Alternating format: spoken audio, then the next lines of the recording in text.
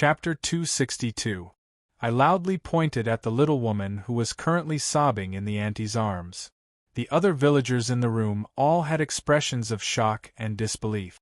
In their minds, this young couple had just gotten married not too long ago, and they were always so attached to each other that their relationship couldn't be any better.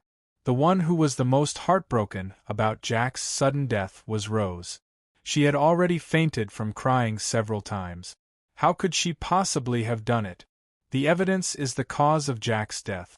The knife wound on his neck wasn't a true fatal wound, and the bruised handprint on his neck wasn't either. His ashen complexion was the key. He was poisoned to death. The handprint on his neck was only an act of him wanting to breathe in his desperation. The open door and the missing necklace were only fakes to disguise himself as a bandit. Evidence? The evidence is this half-filled bottle of poison that we found in your backyard.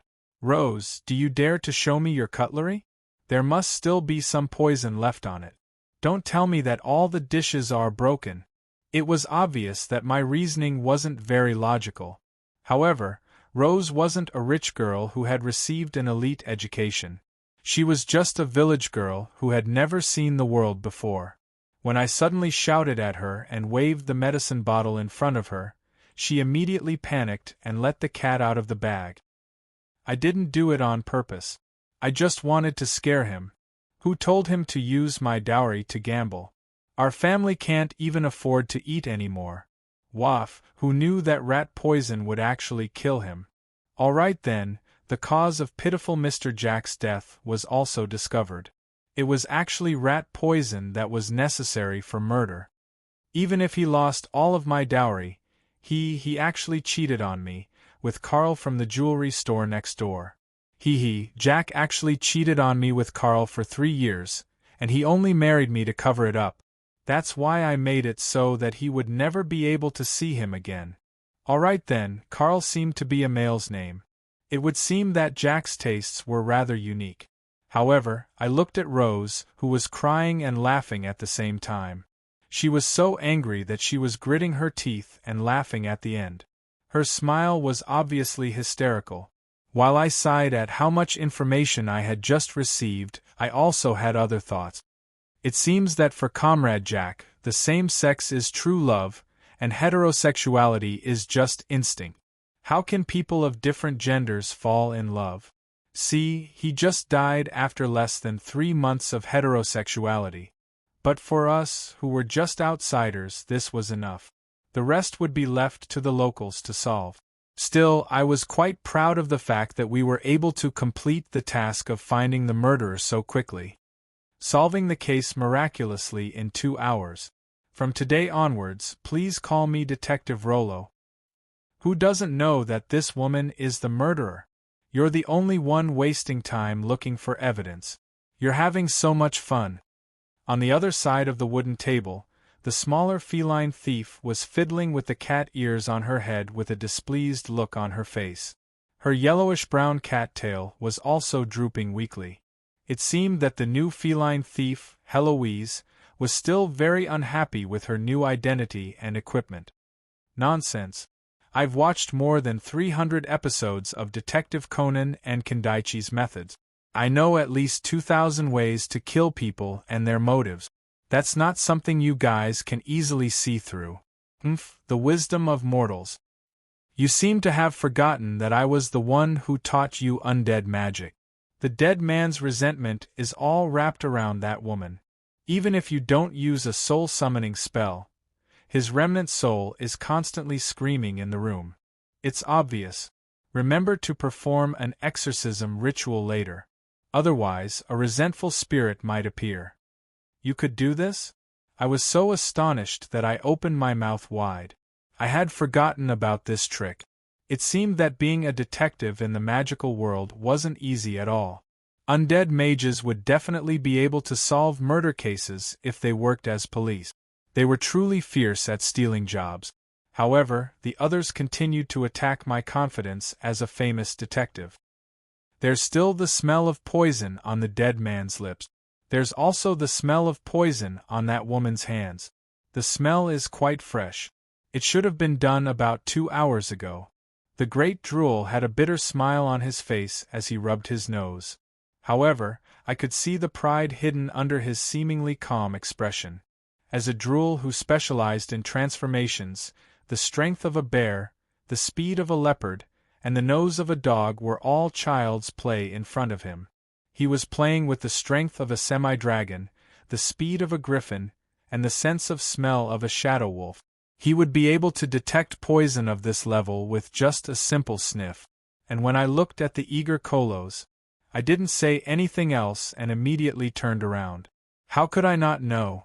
As a judge who specialized in judgment, as well as a high-level priest of the god of law, sinners would have nowhere to hide in front of her. She probably wouldn't even need to use any divine arts like lie detection. A simple judgment spell would be enough to solve all problems. Your Highness, Little Feather told me that she saw the entire process of that woman poisoning the dead man. Beifong and his wives strongly condemn such a vile act. If it wasn't for the fact that Little Feather was a sparrow, even a sparrow could have a harem.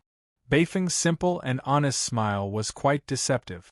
But as far as I was concerned, Yan and Cohen were probably the only ones in my team who didn't know what was going on.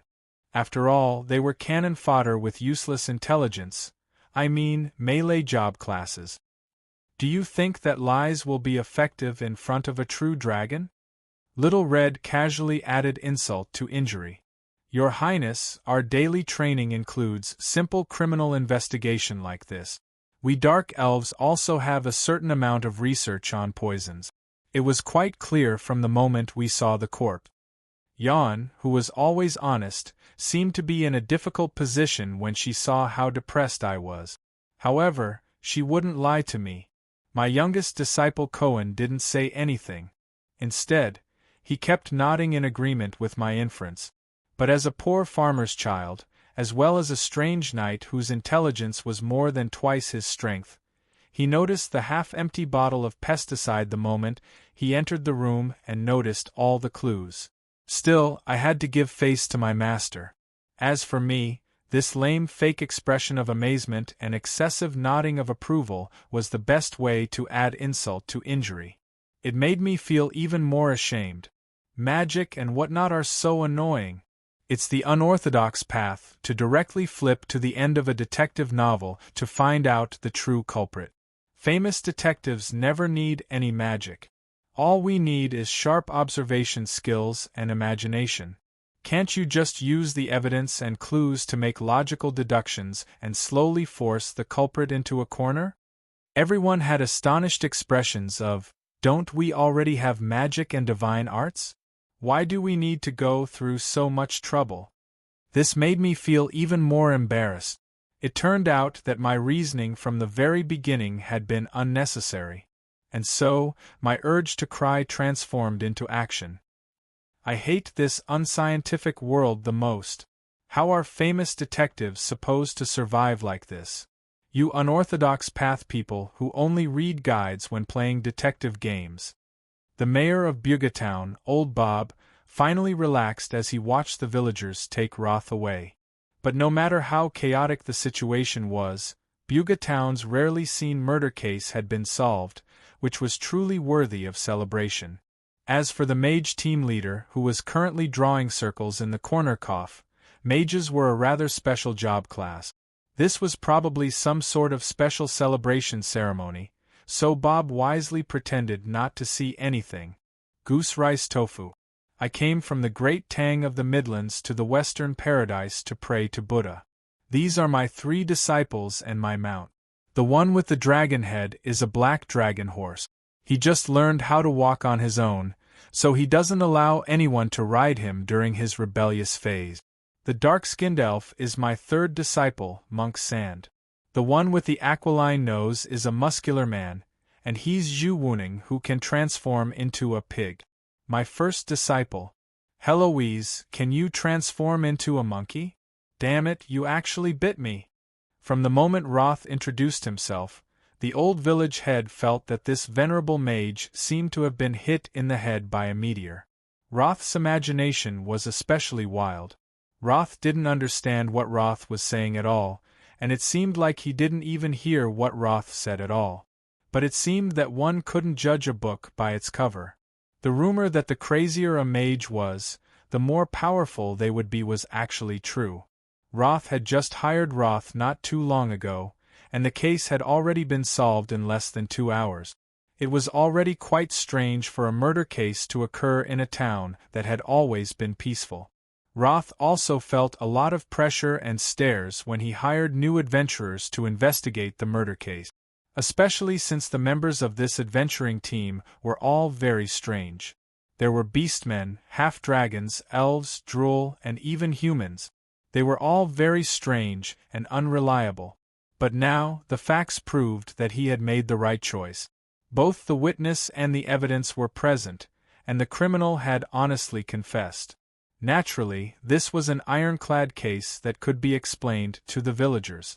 Roth was quite pleased with his own judgment, and couldn't help but thank the adventuring team members. By the time Roland recovered from his depression, the 15 silver coins he earned from solving this case had already been used to pay for today's sumptuous dinner and 2 weeks' worth of hotel fees. Although it still wasn't much, this was already the largest amount of money he had earned in the past month. Unlike epics and legends, real adventuring teams were like this. This was especially true for ordinary adventurers in the relatively peaceful Central Plains. They would spend most of their time running errands like helping Charlie's family find a dog or helping young Ridley deliver a love letter. Rather than calling them adventurers, it would be more accurate to say that they were a group of hired temporary workers. Some people became adventurers in order to have an exciting life as an adventurer. However, it was actually quite rare for a Dragonslayer quest to slay demons, and it also had a high requirement on strength. Top-level adventuring teams that had the ability to complete such a quest would have to consider whether it would be worthwhile to invest and obtain such a high-difficulty Dragonslayer quest. For the Legraz Kingdom, which had been peaceful for so many years, even a group of goblins appearing on its borders would be a major threat.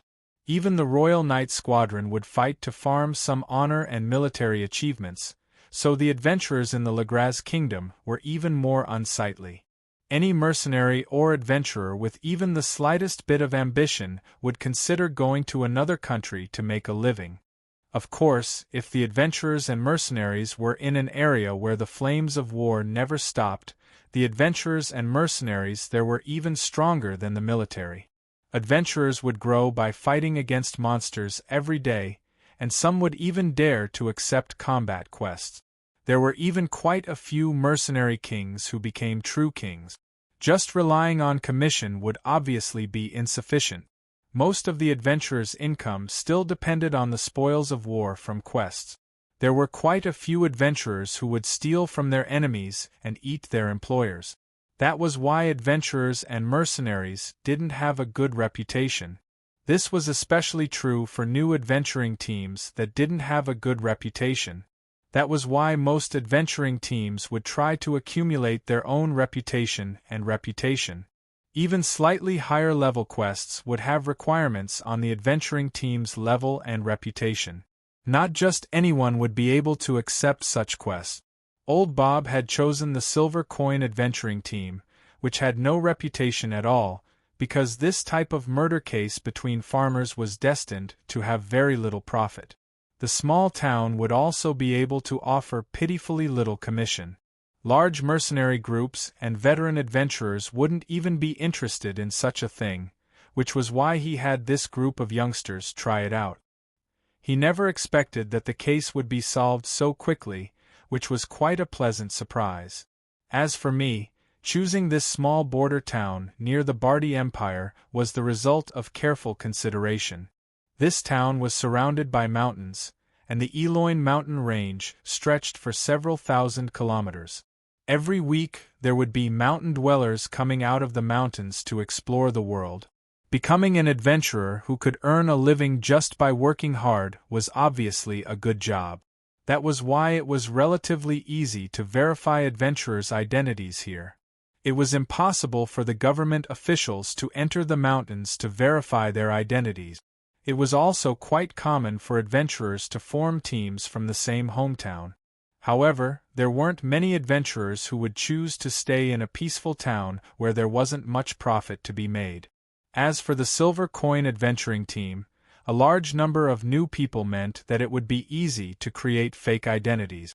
The small number of permanent residents meant that the management wouldn't be strict, but it would save a lot of trouble.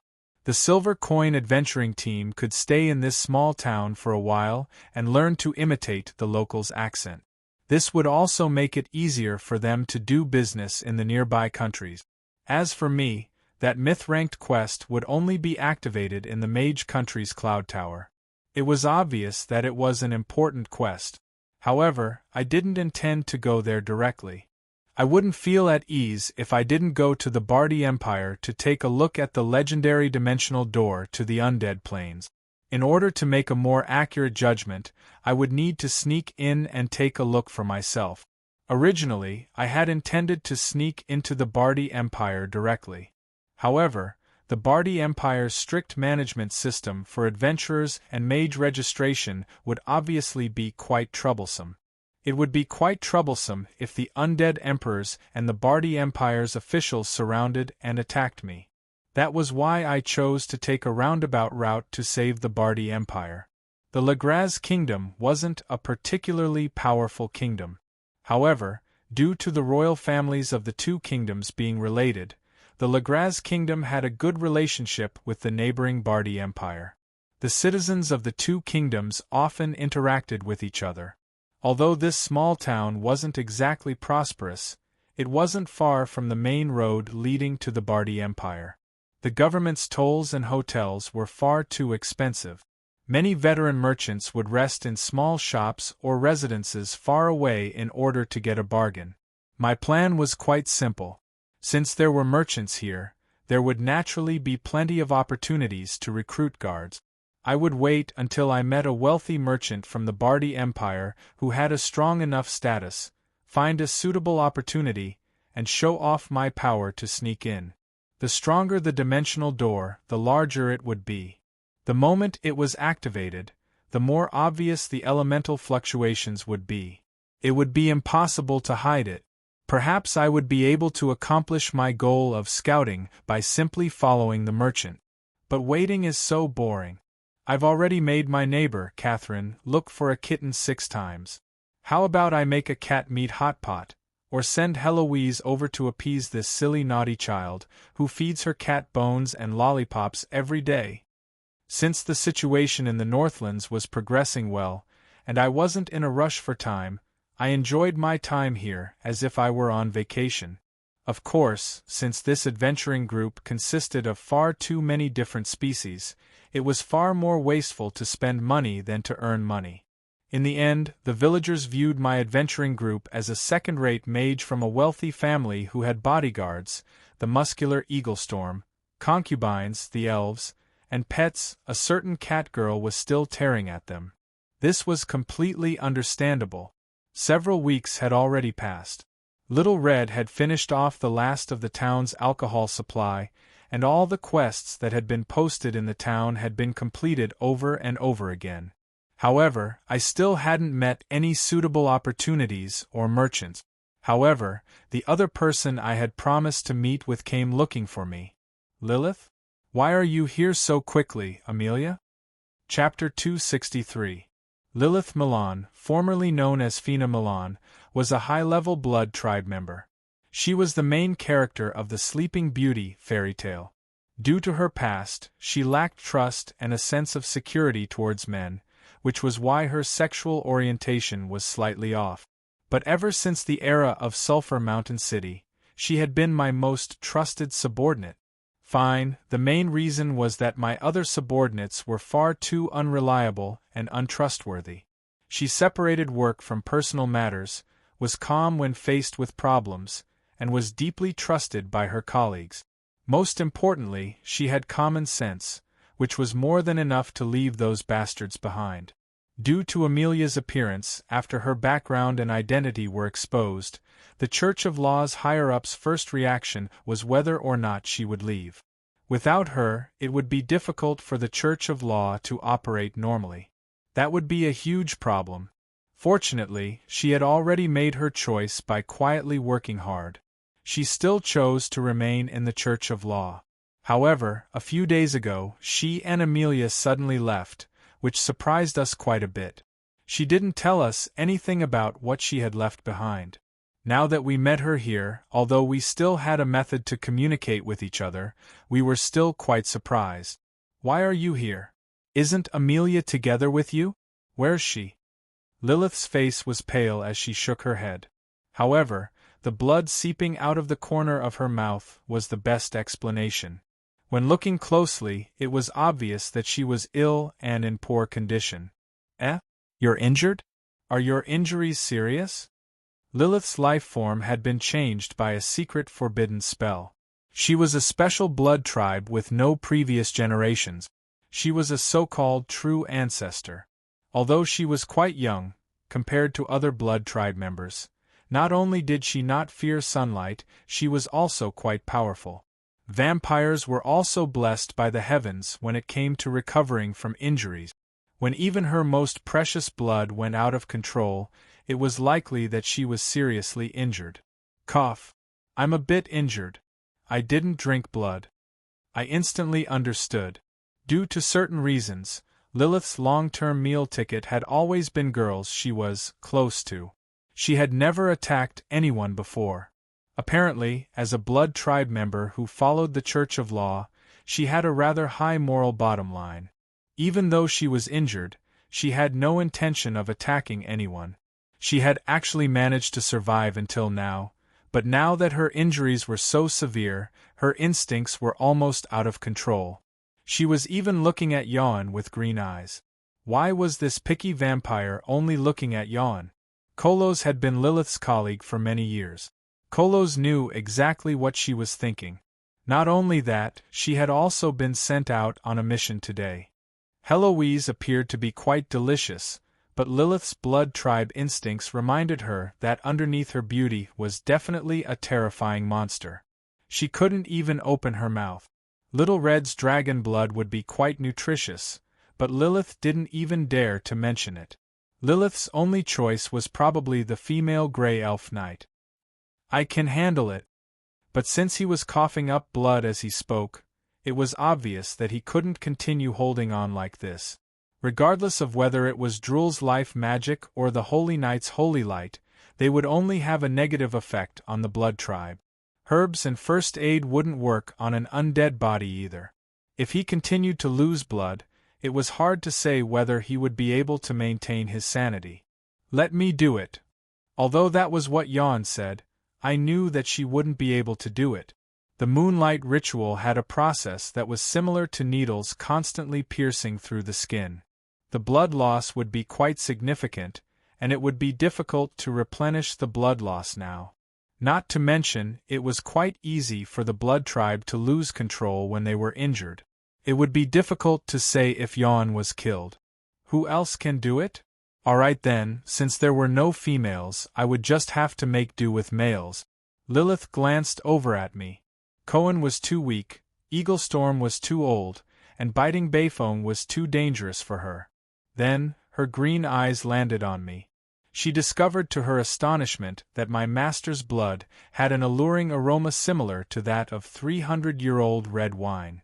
Master, her hungry gaze sent chills down my spine. I looked left and right, only to see that everyone was taking pleasure in my misfortune and that everyone was retreating in unison. I had dug a hole for myself, so I could only helplessly stretch out my sleeves and look out the window, not daring to even look. Be a little gentler. I'm most afraid of injections.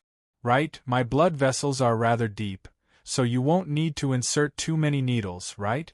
Just bite me. Alright then, at the very least, she was much better than those lousy nurses. Even though I was bleeding from just one mouthful, even though I was clearly reaching out with my arm, it was my neck that was hurting. Who said that it would feel great to have their blood sucked out by a blood tribe member? Step out, and I guarantee that I won't beat them to death. As for that strange numbing pleasure after that, it was definitely a misconception. Yep, a misconception. What a rare delicacy. As expected of the Peach King. Shut up. If you keep talking nonsense, you won't get to drink anymore. You're saying that a dimensional descent occurred? How is that possible? Yes, Aunt Amelia, why does this sound so strange? Met with an incredibly powerful opponent, and we were separated. But that's how she came to this conclusion. Soon, Lilith, who was now full of energy, was revived. She also explained what had happened in high spirit. It turned out that Amelia's sudden departure had been due to a major incident. The border conflict between the Bardi Empire and the Mage Country had already escalated into a local war. However, such a small matter wouldn't be enough to affect Amelia. After all, although she was one of the highest-ranked archmages in the Mage Country, as well as a member of the Bardi Empire's royalty, not only had she been inactive for many years, it was likely that both Bardi Empire and Bardi Empire wanted to remove her from the Bardi Empire due to her ridiculous behavior. What truly made her decide was a private message she received from her subordinates back in the Bardi Empire. The message mentioned that a large-scale blood sacrifice had occurred in Port Victoria, a commercial city that had just become part of the Bardi Empire. There seemed to be signs of high-level undead appearing there as well. Not only that, more than 20 strange black towers had been erected outside the city. The tips of these towers seemed to have purplish-black crystals that were glowing, and there seemed to be ghosts wailing in the surroundings. Soul-summoning towers were incredibly common in undead magic. Just like Archmage's mage towers, they were also common mage fortresses. There were countless different types of towers based on their functions and sizes, but the most basic function was definitely there: summoning the souls of the dead and refining the souls into the undead mage's mana to increase the power of undead magic. As long as there were enough dead and undead in the area, an undead archmage with a soul-summoning tower would have nearly limitless mana. This was also why the gods despised the undead. However, the creator of the soul-summoning tower didn't dare to go too far or even interfere with the cycle of reincarnation. Souls that had their mana extracted from them could still enter the cycle of reincarnation, but the prerequisite was that they hadn't been transformed into an undead due to extreme hatred and pain. Although soul-summoning towers were weaker than mage towers, they were often made of undead materials, which meant that they were much cheaper to build and took much less time to build. Of course, the side effect was that everyone would want to beat them up, and whenever a soul-summoning tower was erected in a certain location, it would doubtlessly mean that a high-level undead already existed there, which would mean that the Holy Church's crusaders would probably be on their way. But since the Bardi Empire has already exiled the Holy Church and Holy Light Job class members, and the government is still strangely silent, the various organizations and citizens of Port Victoria can only fend for themselves. Aunt Amelia has a friend there. Unfortunately, by the time we arrived, the situation was already in chaos. The Undead Plains descent has already begun. Lilith's story caused everyone in the room to suck in a cold breath. Although she said it so casually, anyone who knew what a dimensional descent was could imagine the hellish tragedy. But what astonished me even more was that Amelia actually had friends. Ahem, let's get back to the main topic. Are you certain that it's a dimensional descent, and not just the opening of a death plane dimensional door? This is Aunt Amelia's judgment. Plus, with everything that happened afterwards, there should be no mistake. Dimensional descent was a term that mages rarely used. It referred to the fact that two planes were so close to each other that parts of the plane would overlap.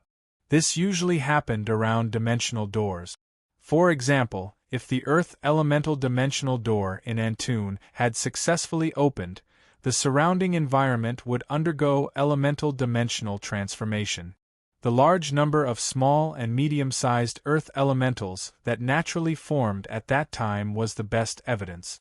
But even if a dimensional door was completely connected, it would still count as the surrounding environment undergoing dimensional transformation.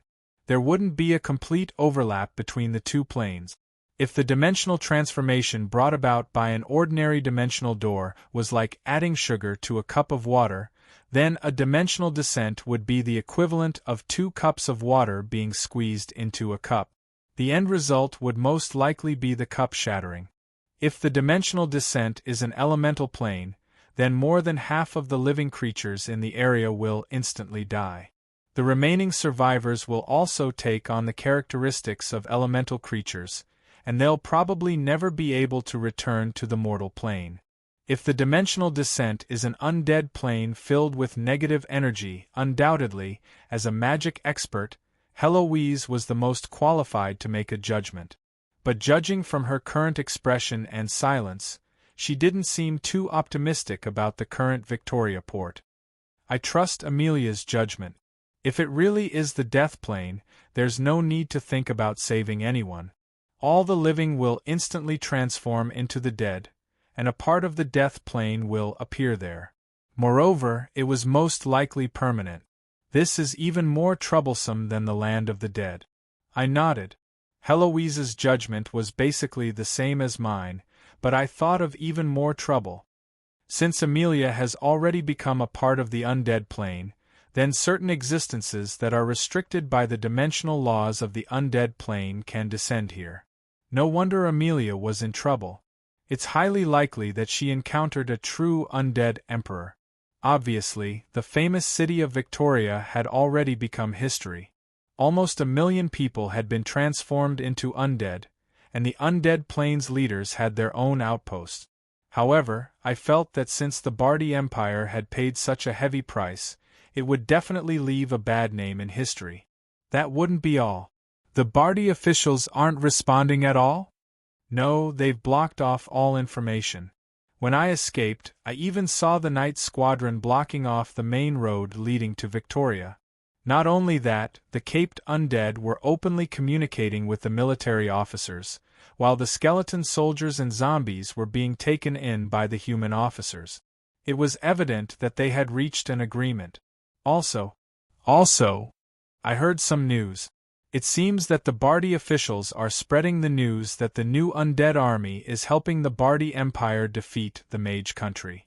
Although there's quite a bit of protest, it seems that the Bardi officials are suppressing them. Victoria Harbor was by the sea, and the Mage Country was on the other side of the strait. With so much information appearing, I could pretty much guess what the Bardi Empire intended to do. Victoria Harbor was originally a commercial city that belonged to another country. It was a territory that the Bardi Empire had only recently obtained, so it wasn't in the Bardi Empire's favor to begin with. There weren't many warships stationed at the commercial port, and the small and medium-sized merchant ships that were stationed at the port wouldn't be able to carry many people. The Bardi Empire's famous and powerful land forces would only become targets even if they entered the Strait of Debar. It would be impossible for them to use their geographical advantage for military operations. So much information had appeared. It would be quite troublesome if my guess was correct, so I directly asked Heloise, "How wide is the Strait of Debar? I only want the distance in a straight line." Jan directly took out a map and used a ruler to draw on it. She then abruptly raised her head after calculating the distance. "It's less than 200 kilometers. If the undead army has to travel at full speed, 1 day and night will definitely be enough." The undead didn't fear exhaustion, nor did they need to breathe. What other life forms viewed as insurmountable natural obstacles were nothing more than flat roads for the undead. The seawater was turbulent? The waves were deadly? Even with such a violent storm raging on the horizon, the bottom of the ocean should still be calm. All the ports on the other side of the sea that could reach the shore were being guarded? In that case, let's just find a random unguarded area and go ashore. Using the undead's unique life form to use all sorts of unconventional tactics was something that I had left behind in the past. But since there was already a precedent, it naturally became a conventional tactic. At this point, the situation was already very clear. Even the king of a country would not be so obviously reckless. At the very least, if he wanted to unify the various forces in the country, He would have to attach a shell of common interests to his crazy actions and give his subordinates a justifiable reason. The current Bardi Empire was probably still in a cooperative relationship with the undead emperors. As long as the undead could prove their worth, there would be even more opportunities to cooperate with them. Naturally, the undead would also be of assistance. As for Victoria Harbor, which had just been taken over by the Bardi Empire's enemies, who would care about that? If the undead army suddenly launches a surprise attack from underwater, with a high-level undead present, even the mage country might not be able to defend against it. It's likely that Amelia received some sort of information, which is why she personally came here.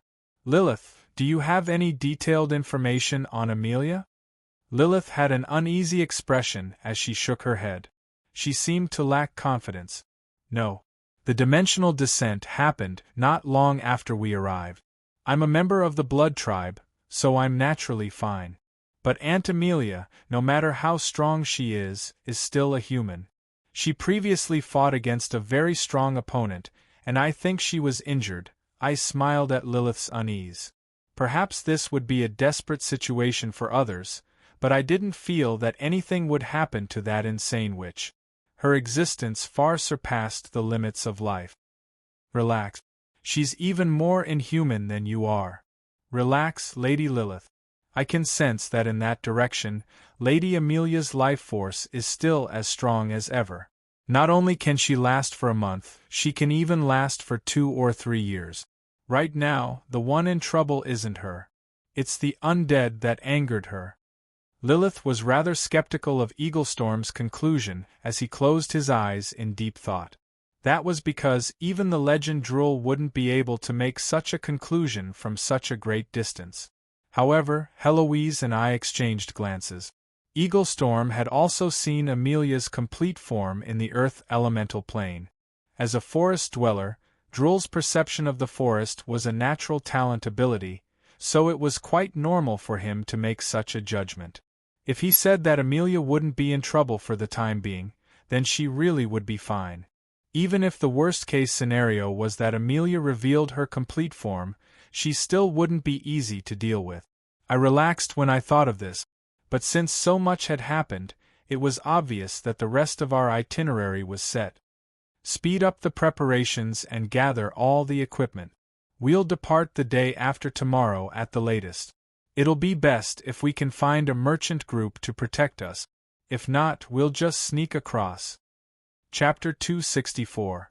Unlike the Northlands, which were still covered in ice and snow, spring came especially early in the central plains of the south.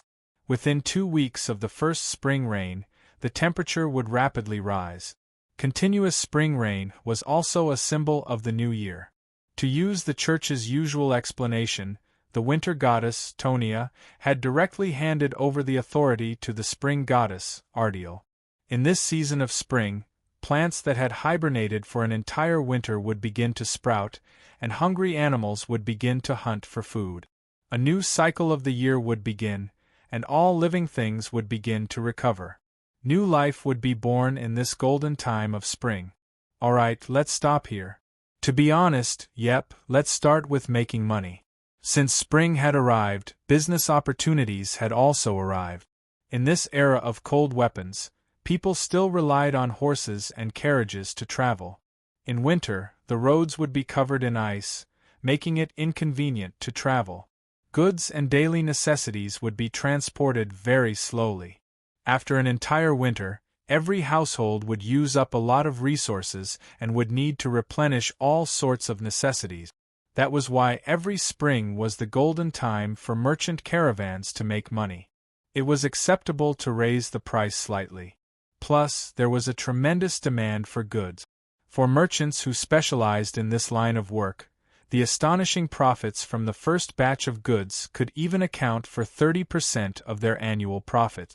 The Legraz kingdom was rich in silk, green luminescent crystals, redwood staffs, and 3-leafed rosemary.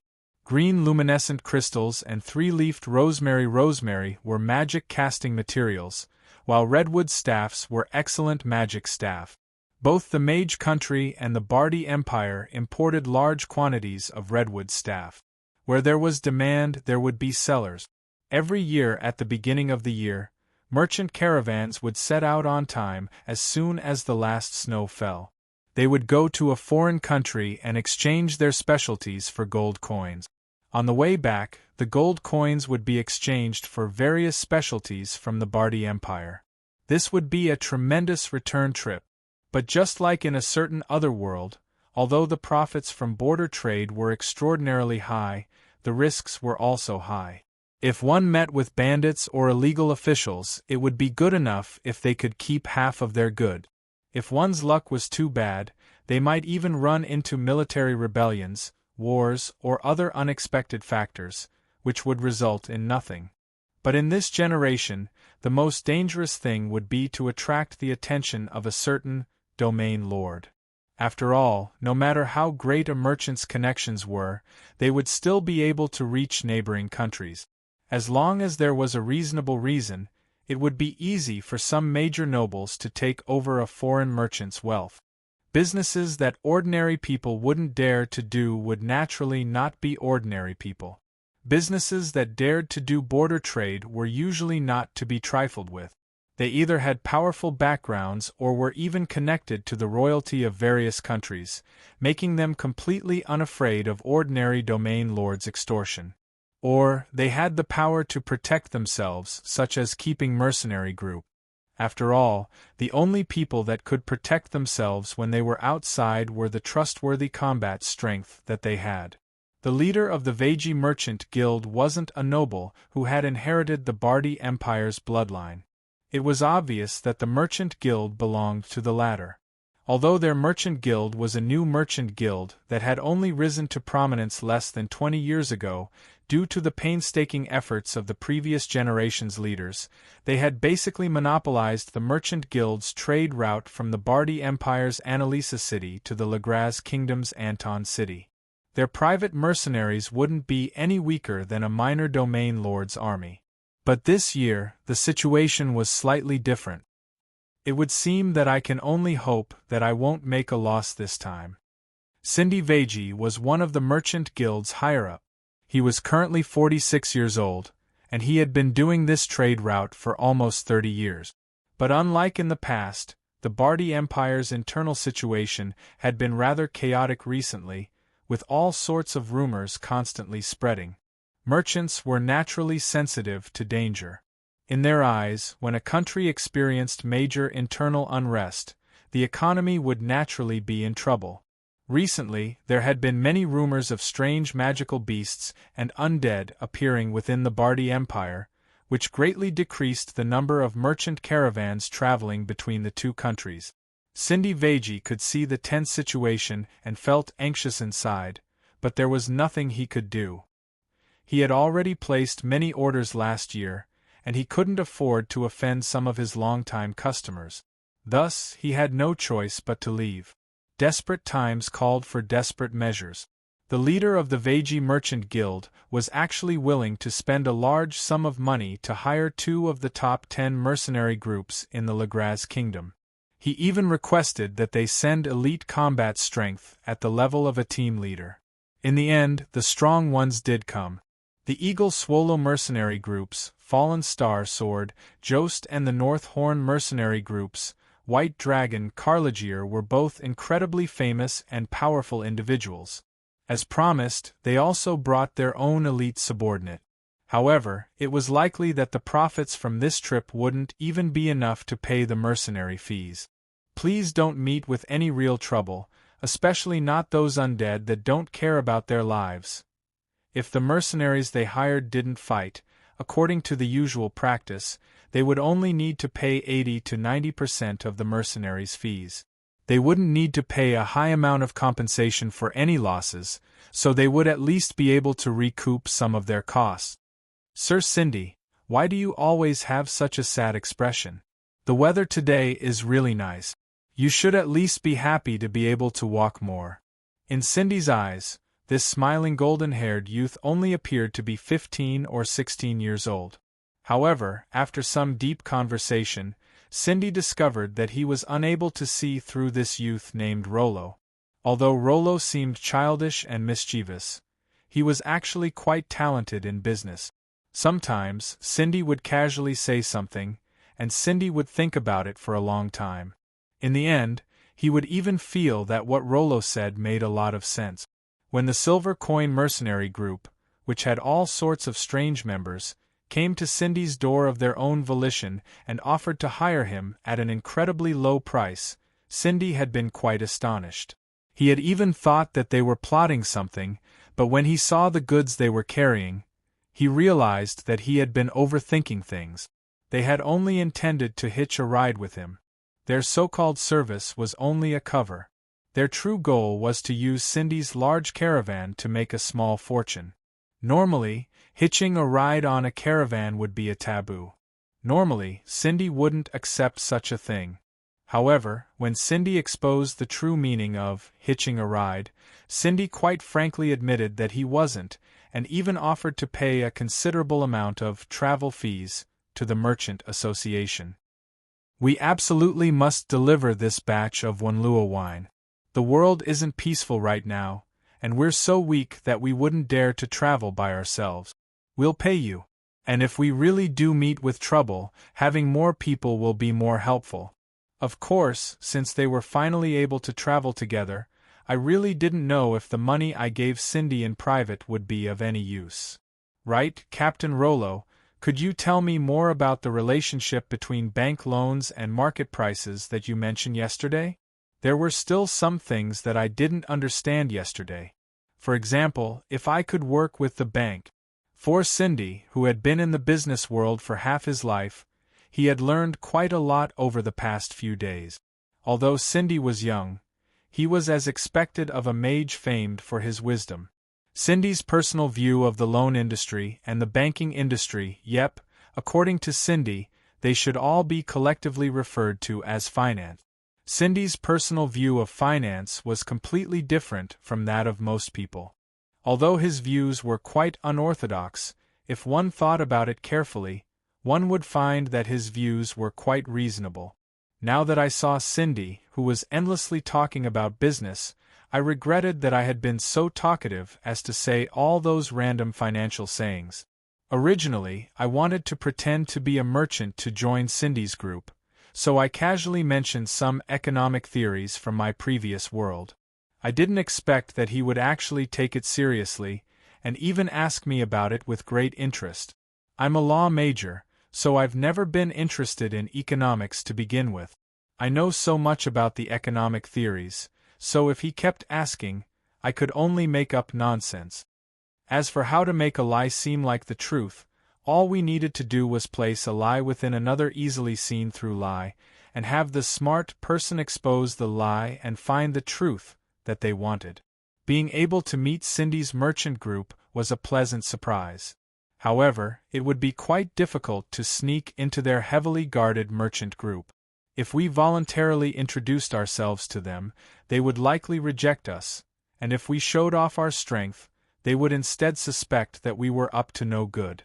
That was why I decided to buy a batch of wine and make a fake order, pretending to be a merchant who wanted to save money and become a mercenary.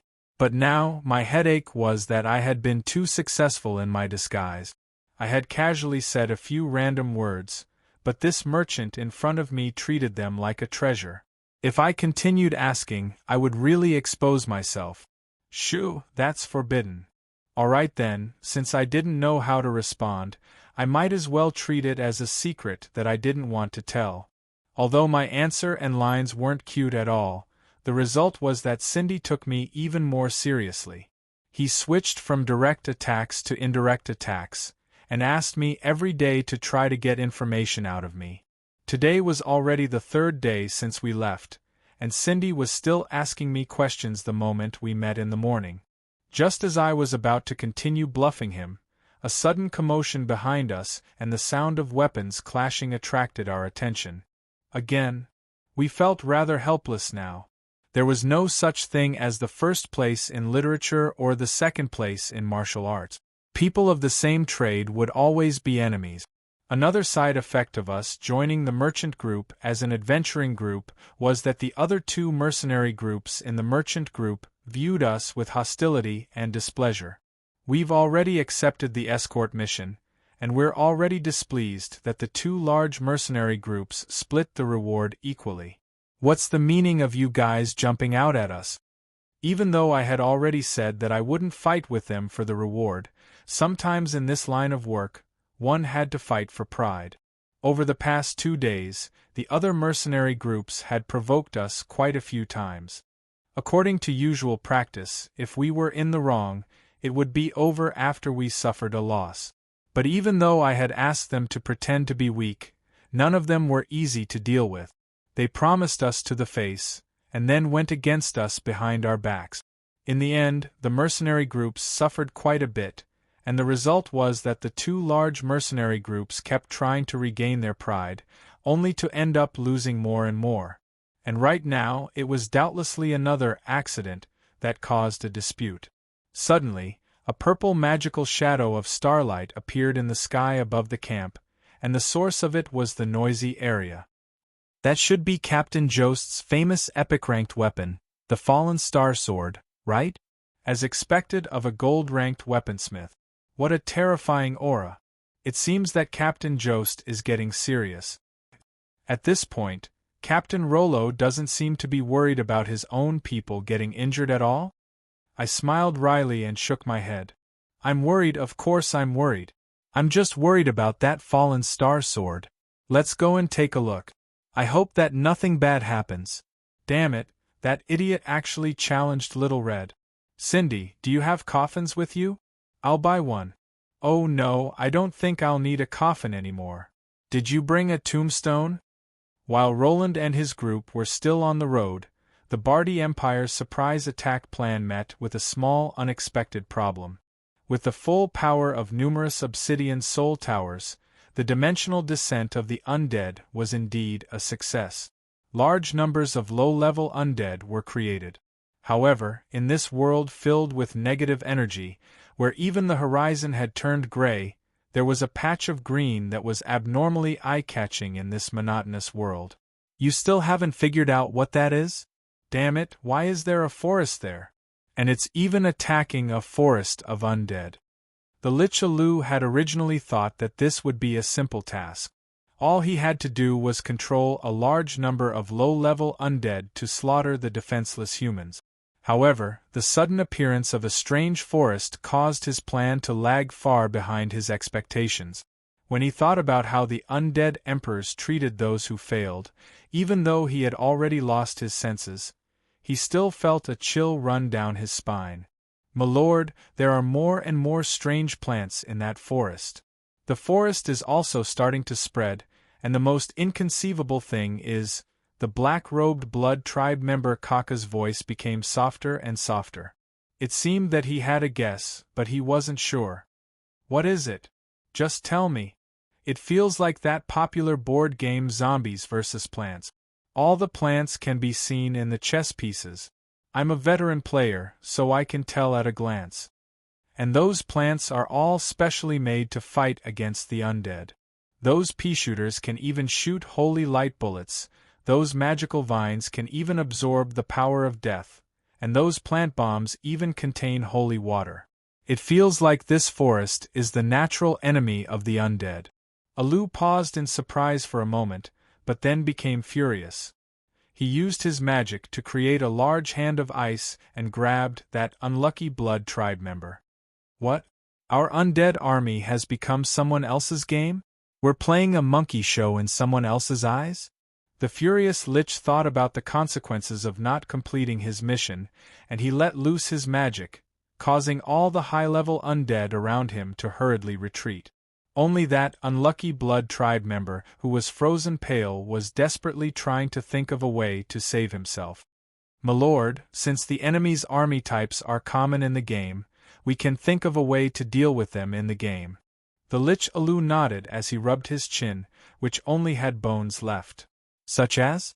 The unlucky blood tribe member furiously racked his brains and managed to come up with a few ideas. For example, burrowing zombies, flying zombies, metal bucket zombies. The plants can only defend one side, so we can have our air force attack them. We can even take a detour. There are so many ways.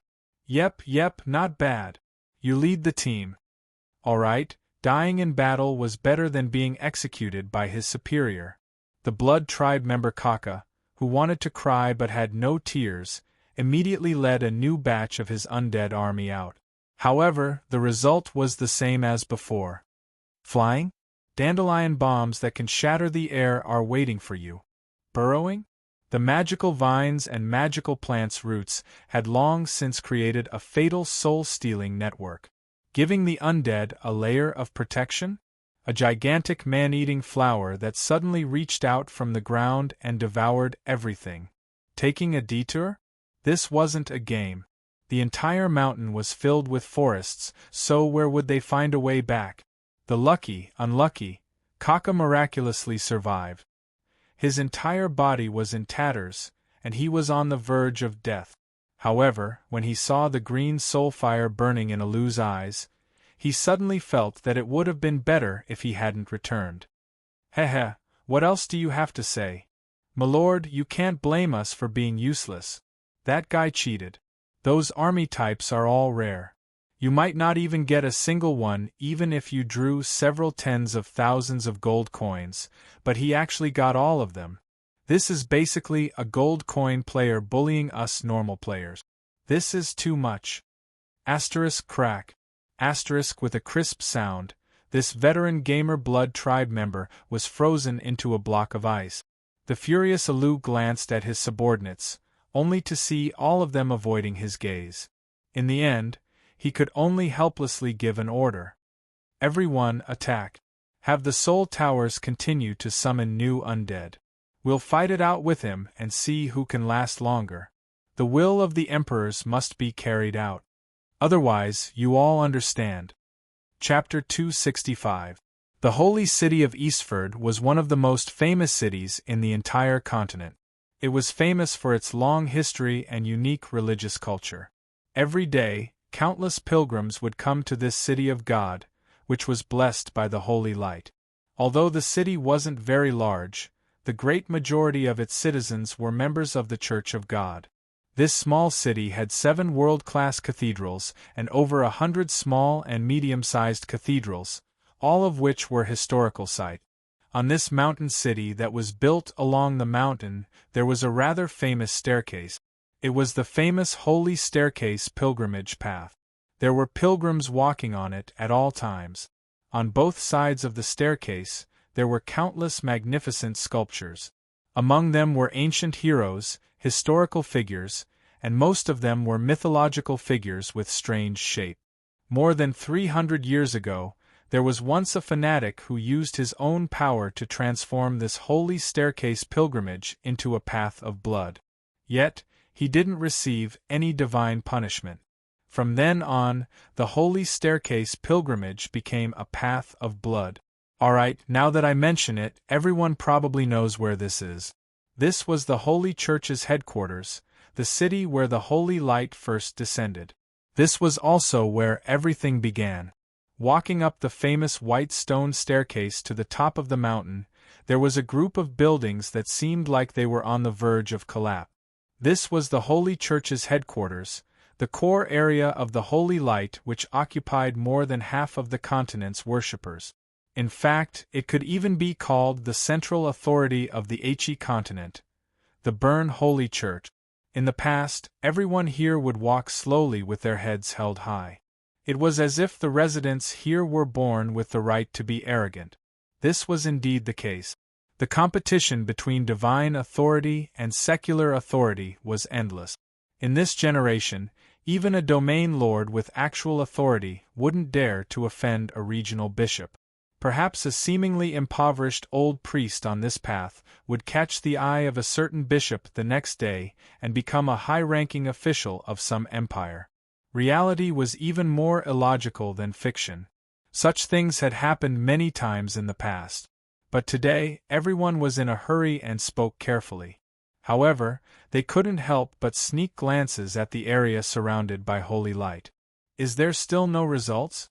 All the cardinals have been inside for so long. At 3 o'clock this morning, the holy bell at the entrance of the Cathedral of Bern rang. In half an hour, all the cardinals and high-ranking members had to be on time. Although the bell did not mean an emergency war, the last time the bell rang was more than 20 years ago.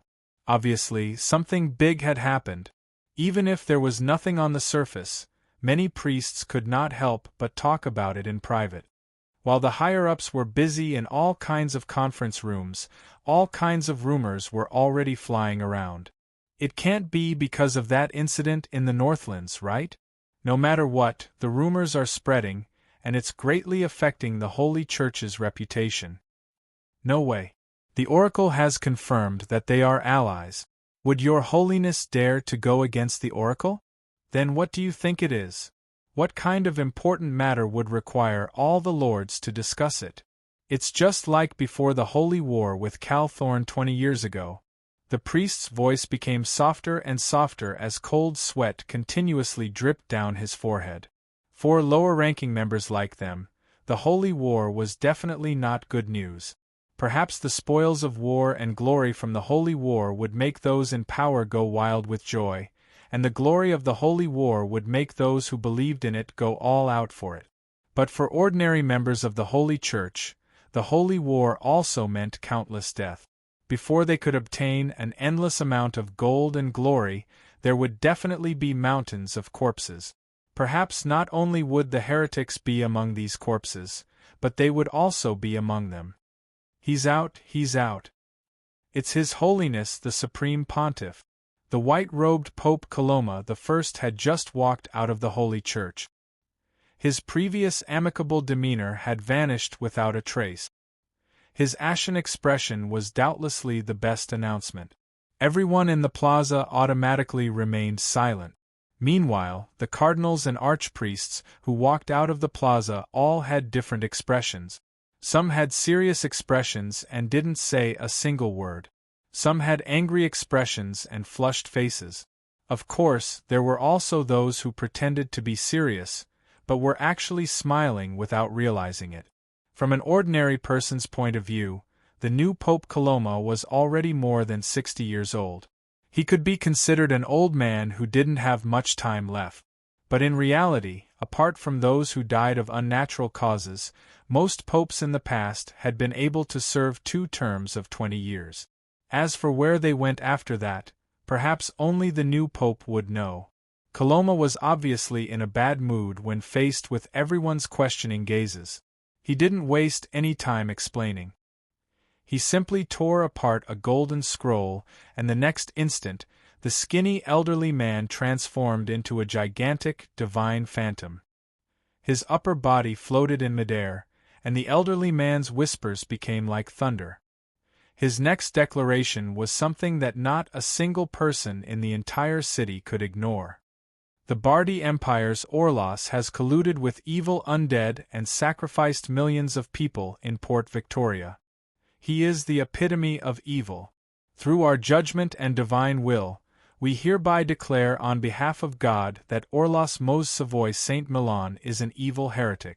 We hereby revoke the title of Holy from his royalty, and declare him to be a heretic. The Pope took a deep breath, as if he was trying to squeeze out a final shred of hesitation. He then bit his lip and made the most important declaration of all. Evil is right beside us. I, Coloma I, declare in the name of Pope Coloma that a holy war shall begin. All believers of the Holy Light shall fight for the Holy Light and justice, and become mortal enemies of Orlos's evil allies. Coloma didn't say much, but everyone who heard him was astonished. The Bardi Empire was no small country. The northern regions that had conflicts with the Bardi Empire weren't important at all. The mega-empires were the main force of the Bardi Empire, and the emperor of the Bardi Empire had been declared a heretic. While he was still on the throne, the entire Bardi Empire had been declared a heretic. Previously, the Bardi Empire didn't really care about believers of the Holy Light. However, at the very least, the Bardi Empire maintained respect on the surface. Expelling the Holy Church didn't mean that the Bardi Empire was siding with the Holy Church. And if the Holy Church started a holy war now, that would mean that all believers of the Holy Light would become mortal enemies of the Bardi Empire. Of course, this was only in theory. Nobody would casually declare war against a gigantic entity like the Bardi Empire without sufficient benefit. If it wasn't for the Holy Church organizing a crusade against the Bardi Empire, it was likely that the major countries would just casually criticize the Bardi Empire and leave it at that. And if the major countries had a conflict of interest with the Bardi Empire, such as the current mage country, they could use this as a reason to declare all-out war against the Bardi Empire. The smaller countries around the Bardi Empire would probably suffer the most. If they were also part of the Holy Light faction, they would be forced to choose a side. If they chose to respond to the Holy Light's call for a holy war, the Bardi Empire's armies would arrive at their cities the very next day. Now that the Holy Church made this declaration, no matter what the reason was, it was highly likely that the human countries would engage in an incredibly cruel civil war since the eternal holy war was about to begin. Doubtlessly, this was something that most people didn't want to see. But if Orlos still stood together with the undead emperors, then it was highly likely that this would become a reality. And if such a war occurred, even Victoriaport, which had already become a part of the undead plains, wouldn't be important anymore. In a war between mega-empires, the death toll would likely far surpass this incident. That's too scary.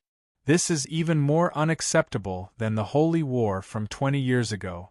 A mega-empire is actually being judged as a heretic. Is a world war going to happen? How is that possible? The Holy Church might not be able to handle such a civil war. This isn't like the Bardi Empire from 400 years ago.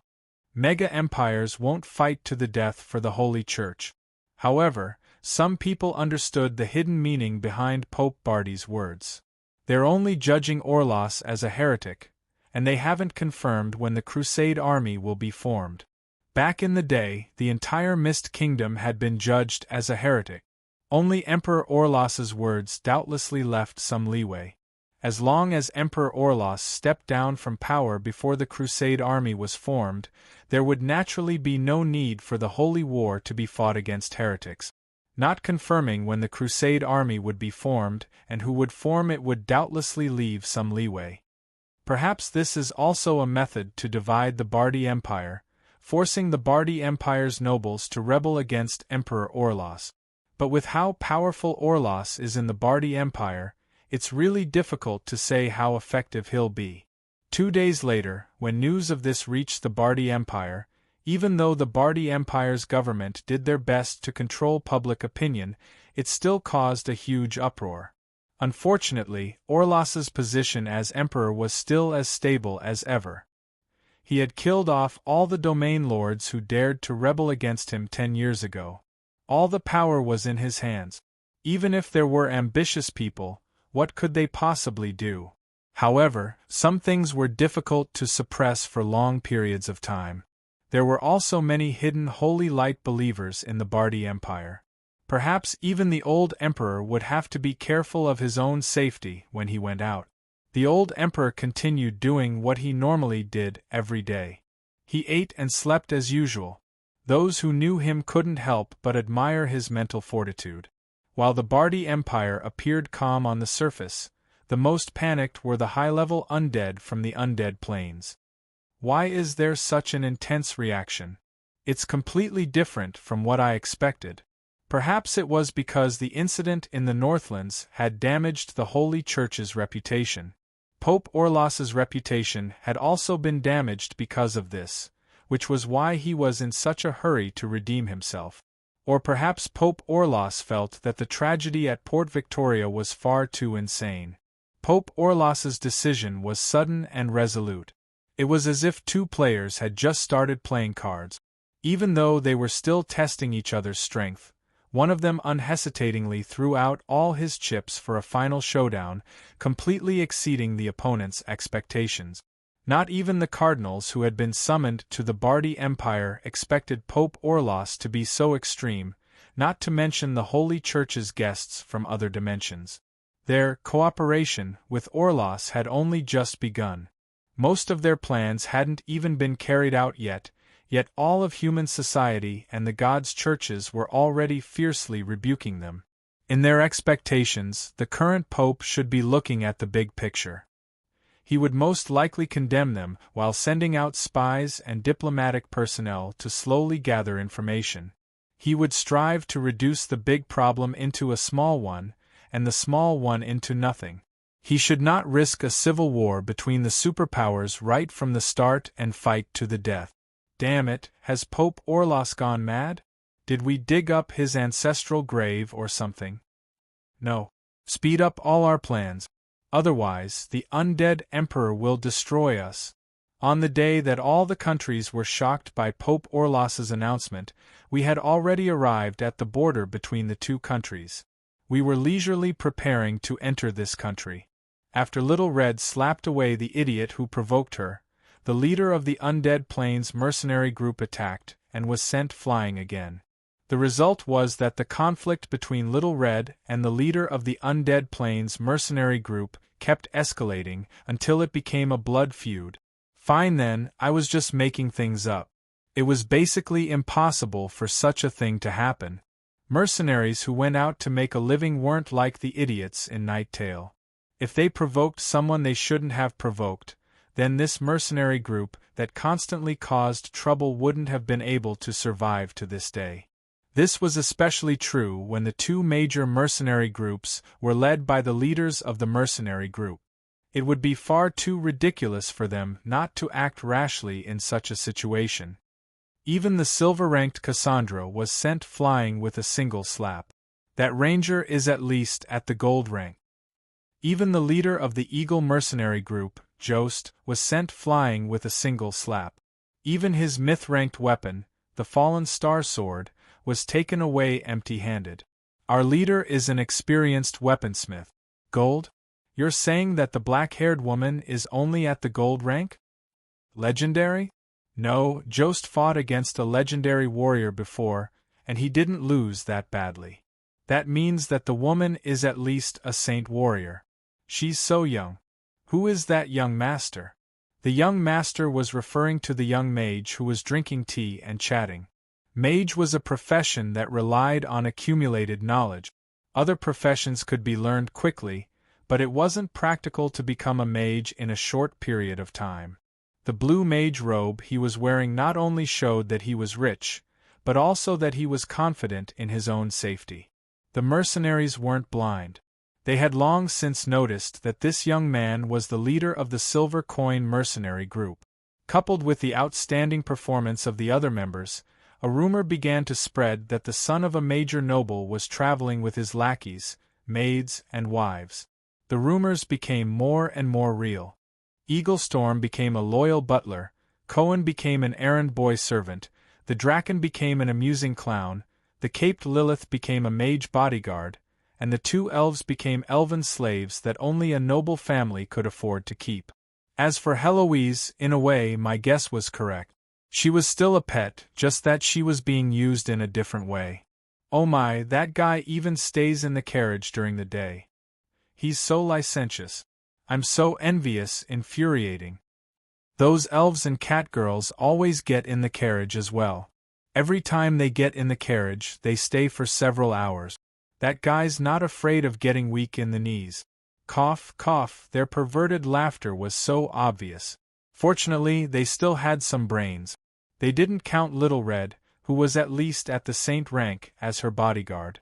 Otherwise, if the dragon's might was activated, all of them would definitely be turned into charcoal.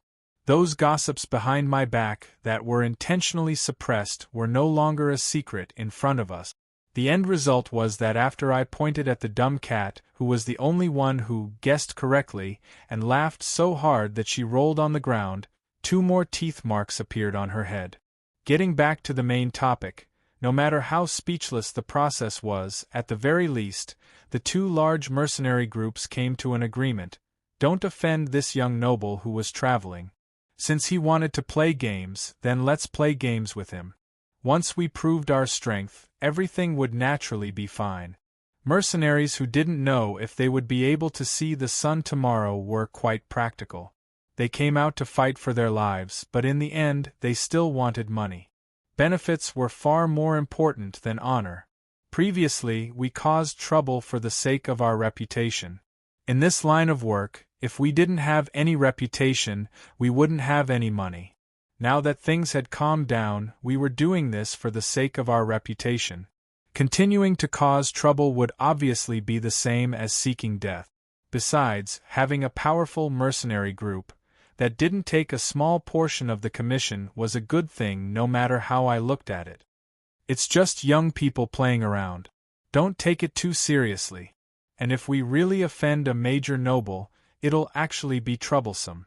After that, not only did the two mercenary leaders voluntarily come over to apologize, there were also a few higher-ups who came over to chat and try to establish a good relationship with us. However, in my opinion, the main goal was to figure out our background. Their core motive was to take advantage of the situation and poach them. As for their actions, I unhesitatingly ignored them. My bastard subordinates would be safer with someone else to play with. If I really waited for them to get bored, they would probably do anything. But soon I regretted it. Although Jost was quite skilled, he clearly didn't know how to talk, yet he still insisted on chatting with us. It was really uncomfortable. Where were we last time? Right, I'm talking about that joke from last time. Why do undead always have one less room than other races when building houses? You can't guess, right? Let me tell you. It's the toilet. They haven't even eaten yet, so the toilet in their house is definitely just for show. Fallen Star Sword obviously had the appearance of a boorish uncle, but he said a cold joke that wasn't even the slightest bit funny. Not a single one of us could laugh, but his companions could only force out a few laughs, which was enough to get by. Is there something wrong with your mercenary leader's head? Or did Little Red beat him up the day before yesterday? Heloise's mouth was filled with venom, but her words unexpectedly received bitter smiles and nods from the mercenaries. Everything about our mercenary leader is great, except that his sense of humor is a little strange. Anyway, we didn't expect him to think, so let's just laugh. Otherwise, there'll be no end to it. The person speaking in a low voice was a young mage named Gakadir. He was also the advisor of this mercenary group, but right now, he could only watch helplessly as his boss smiled wryly. But now, he seemed to realize that his joke didn't get the desired effect, so he turned to the master of cold jokes, Jost, and came up with a new joke. Do you know where the undead's house is the best place to eat? Yep, that's definitely the cleanest place in their house, because they don't even need to use it. That's where the toilet is, ha. Alright, I didn't know why he liked jokes about toilets and undead so much, but judging from Lilith and Heloise's displeased expressions when they looked at him, I knew that he was suffering. After all, both of them were undead, so they probably still had the ability to eat and use toilet. Should I say that you wouldn't die if you didn't do something stupid? Jost seemed to notice that the audience was in a bad mood, so he shook his head and actually managed to squeeze out a new joke. Right, have you heard of the story of the Dragon's Lair and the dungeon? Once upon a time, there was an idiotic red dragon who ate too much. This time, it was a certain long-haired woman's turn to grind her teeth. I finally laughed as I listened to this cold joke and looked at the suicidal emperor before me. Let me tell you a joke. Once upon a time, there was an idiot who talked about the Dragon's Lair in front of dragons and told dirty jokes in front of the undead, and then there was no more then. Just as we were about to enter the Bardi Empire, the Pope's declaration of war spread throughout the world. The Legras royal family, who were devout believers of the Holy Light, hesitated for a long time before deciding to respond to the Church's call and declare war on the Bardi Empire. One day later, the Bardi Empire and the Legras kingdom officially declared war on each other. And right now, unbeknownst to us, we were in this Legras merchant group, intending to enter the Bardi Empire and make a huge fortune. System notification, relax. Suicidal Emperor will forever be your nickname. Friendly reminder, you should go to the God of Fate's temple and change your fate. Chapter 266. Should I say that I was lucky? The Veji merchant caravan was well organized. All the border officials on the way recognized Cindy, so there were no obstructions at all. It was just that the world was quite tense right now, and the security at the borders had increased by several levels. Us newcomers met with some trouble. Isn't this because the world is quite tense? That's why I hired some mercenaries to help watch over the border. Cindy's reason was quite convincing. The two famous mercenary groups were also quite convincing. The only thing that wasn't convincing was that we didn't seem like mercenaries at all. We had no reputation, no military achievements, and even our mercenary registration was just recently completed. We seemed more like spies than merchants. But since Cindy's shiny little gift was far too convincing, the border officials merely laughed it off and didn't see anything at all. The customs declaration, approval, and other procedures for the goods would have taken at least 2.5 days. But since the goods were precious new products of the season, the border officials made everything as simple as possible with the help of the border officials. In the end, they glanced over the goods and directly let them through. As for me, I still didn't know that this was the beginning of my misfortune. I was just a small peddler who smuggled in because of a major merchant caravan. I was quite happy that I was able to make it through. It was only natural that I took the initiative to thank the big boss for his assistance. No, I should be the one thanking you. Although you're quite young, your knowledge is truly astonishing. I've learned a lot from our recent interactions. If possible, could you please join our Veji merchant caravan? I'll recommend you to the president. Please consider it. Even for someone as talented as you, it's far too difficult for you to start from scratch. It'll take several decades to build up your connections and funds. As long as you're willing to join the Veji merchant caravan, I guarantee that your future position won't be any lower than mine. Cindy Veji's words were quite sincere. He was abnormally calm on the way here. He didn't understand the small battles between mercenaries, but he only understood the inconceivable ways of thinking of the young man in front of him, such as his understanding of the banking industry and how to raise funds for opening up a trade route. These were all completely unknown theories, but after thinking about them, he felt that they were quite feasible. As for the extra cost, it was worth it just for the current rewards. Now, Cindy treated the Chamber of Commerce as his family, and he was trying to poach people for his boss. Facing this sincere uncle, I felt a little embarrassed. It seemed that I had gone overboard with my acting.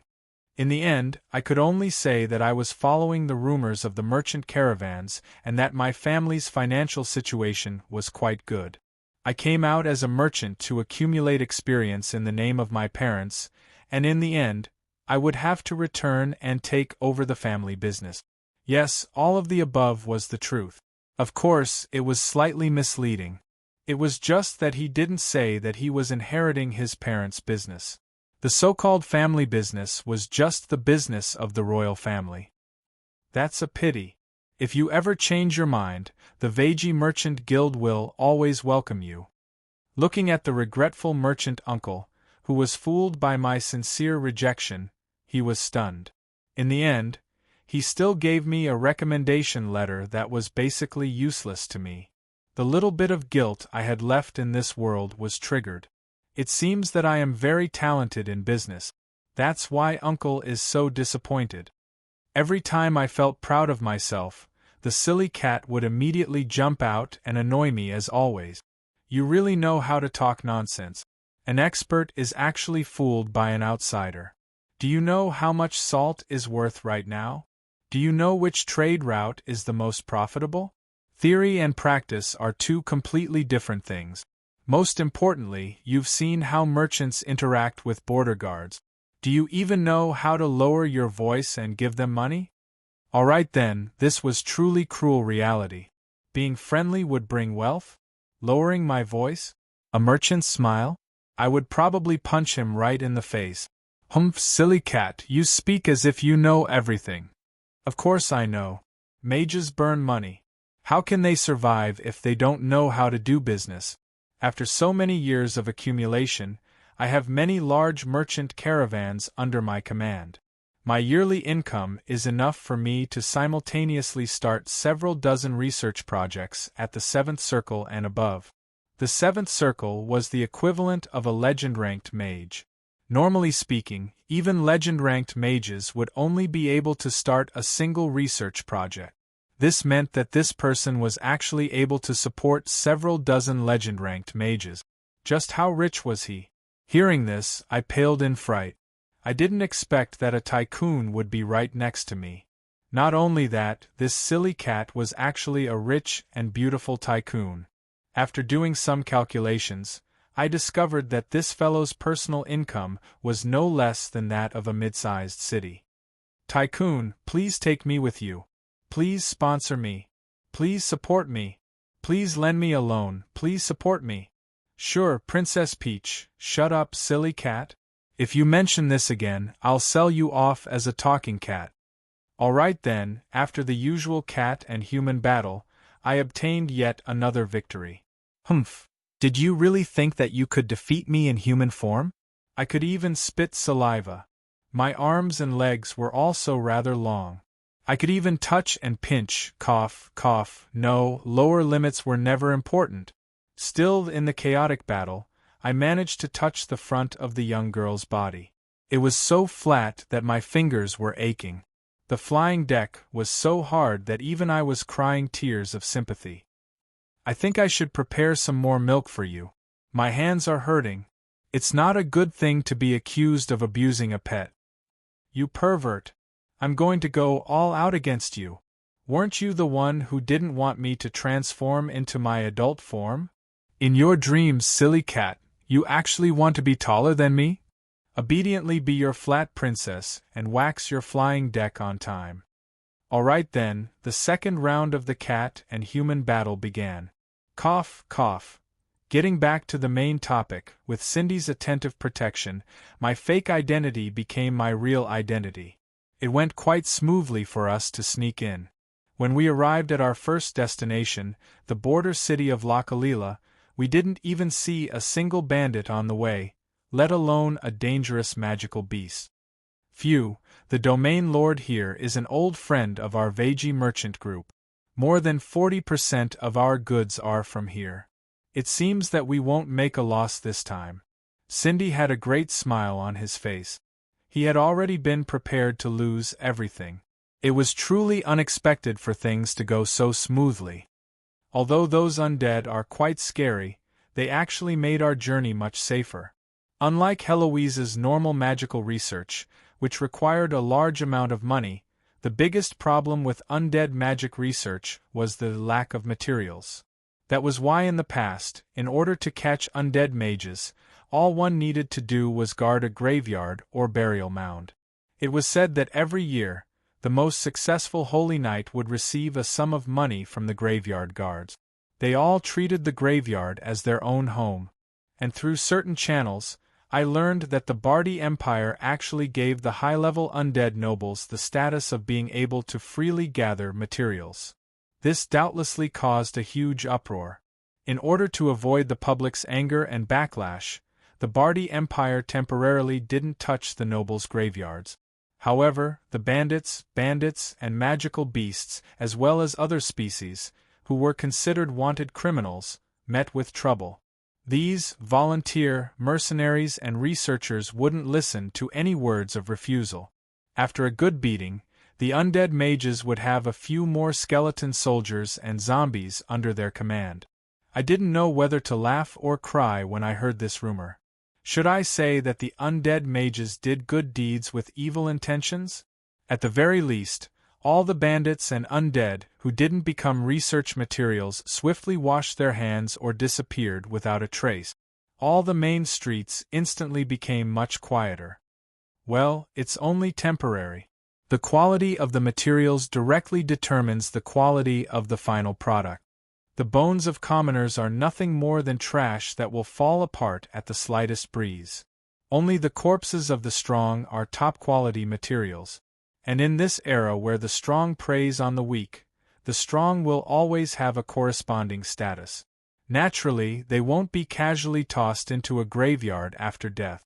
For undead mages, if commoners' graveyards are small dishes and nobles' graveyards are snacks, then the graveyards of the various countries' royalty will be a luxurious feast. I don't believe that they'll be able to resist. The two veteran undead mages came to the same conclusion and smiled at each other. Nothing else needed to be said. It seems that you have a deep understanding of royalty's graveyards. You've done it before? How many times? How many times have you been caught? How much is your bounty? Of course. Don't think that just because you've dug up a few ancestral graves in the kingdom of the elves, that you're amazing. I'm your master, and I've heard of the 10 greatest blind spots of graveyard guards, the joy of successfully stealing vegetables from right under your nose, and how to determine the status of materials from noble emblems and tomb decorations. These are all must-read books for undead mages. Oh, you're the one who wrote those classics? I'm such a loyal reader. But why is it that you've written more than 90 of the 10 greatest novels, and it's still not over yet? Of course, if it ends just like that, how am I going to continue scamming for royalties? Starting from the 10 greatest novels, it'll never end. My goal is to create a sea of stars. By the time I'm done, the number of chapters one have will be equal to the number of stars. That's not a day where it'll never end. Sigh, I'm still too inexperienced in this field of research, shamelessness. If there's no more content, I'll just write it. But you must have heard of my practical book, 18 Ways to Use the Luoyang Shovel. I heard that it's selling quite well. You're the one who wrote that half-finished eunuch book? You still dare to brag about it? Watch me fill in the holes. People need to look forward. It's too troublesome to fill in old holes. I'd rather keep digging new ones. As expected, you're a shameless bastard. Forget it, I don't have the face to scold you, so let's just leave it at that. In certain aspects, Harlois and I were the same type of person. We were both theoretical scholars who specialized in academic research, haha. At this moment, if one ignored the bite marks and scratch marks on one's face, and the other's broken fake tail and messy blonde hair, they would truly be a good pair of master and disciple who shared the same interests, and were in cahoots with each other. Cough, cough, let's get back to the main topic. While I sighed at how unexpectedly peaceful this journey was, Uncle Harlois would wait here for small merchants from all over the world for at least half a month. Our goal was Port Victoria, so naturally, it was time for us to part ways. But before we left, Uncle Harlois was actually invited to a banquet at the Domain Lord's residence. Considering that I was helping the small merchant Rollo establish his connections, he kindly invited me as well. I originally wanted to refuse. I heard that there's a major character from the Bardi capital, and he seems to be a distant relative of the royalty. If you want to take the trade route to Bardi, this is a great opportunity. The trade route wasn't important. What I really wanted was to obtain information about the royal family and the capital from the empire's upper echelon nobles. And so I gladly went to the banquet, but in the end, damn, why are these guys still chasing me? Didn't you go to the Domain Lord's residence for a banquet? How did it become that you're being chased, and you're dragging us down? I glanced behind me. Those nobles' private soldiers were still chasing me so closely. It's a long story. On a moonlit night we're being chased. Tell me clearly. How unfortunate! Alright then, this was indeed a short story. However, the resentment and deep sorrow contained within were echoing throughout the forest. The sorrow contained within was enough to move the heavens and earth, causing anyone's heart to tremble. Just how pitiful was this? Just how much resentment was there? I'm so pitiful. Chapter 267. Lochalera City was the capital city of Earl Samuel's territory. Earl Samuel was a local noble with real power, but he hadn't been having a good time recently. Earl Samuel's territory didn't have any local specialties, and all of its industries were below average. In the eyes of the nobles in the capital city, Lochalera City was a classic example of a poor and remote village. The only thing worth looking forward to was that Lochalera City was the first decent territory near the Legraz kingdom. Earl Samuel's territory's border trade was relatively prosperous, and at least 70% of his income came from the taxes collected from the border trade. Due to the political instability in Legraz since last winter, the number of Legraz merchants visiting Lochalera City had plummeted. This year's taxes seemed to be quite a problem, and Earl Samuel's life had become quite difficult. However, things seemed to be going well recently. Not only did the major merchant Cindy intend to continue the contract, even Lady Caroline A. Milan, the resplendent pearl of the capital city of Heisler, had chosen to vacation here. This was an excellent political opportunity. This Lady Caroline was the pampered daughter of a distant relative of the royal family. She had the Milan royal family name. Although she wasn't directly related to her, nor did she have the right to inherit the throne, her father, Duke Harold, was a major figure that even the princes had to give face to. As a princess, she was young, beautiful, and famous for her noble family name. Caroline had many suitors in the Legraz kingdom. Earl Samuel was delighted that such a person chose to visit his territory. However, he was also nervous, afraid that he would accidentally offend Caroline. That would be troublesome. And so, Earl Samuel invited the best chefs and opera troupes in his territory to hold a grand welcoming banquet at his residence. He invited all the nobles and nobles from the nearby counties, as well as the wealthy merchant from the east. In fact, he even received some criticism. In the eyes of the nobles, perhaps interacting with merchants would be beneficial, but it definitely wouldn't be appropriate to put it on the table. After all, that was only business for the lower class. As for me, as a bonus for the wealthy merchant, I happily attended the banquet as well. Yep, being happy to obtain new information definitely didn't mean that I could eat and drink to my heart's content for free. Alright, I admit that the barley-flavored spicy noodle soup was quite to my taste. The New Year's apple pie was quite fresh and delicious. Even the skewers of barbecued meat had excellent spices on them. The roasted chicken thighs were even more flavorful. Plus, the pudding was delicious and the red wine was quite old. I had eaten so much food on the way here that I was about to die. Since I wouldn't have the chance to meet them again in the future, I didn't care what they said. I was drooling, and I swallowing it in one gulp. I was a country bumpkin. Samuel was right. Since I didn't have the time, and food.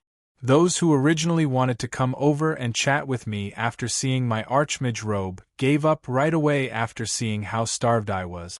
Even Cindy shook his head and gave up on introducing me to any high-ranking officials or nobles.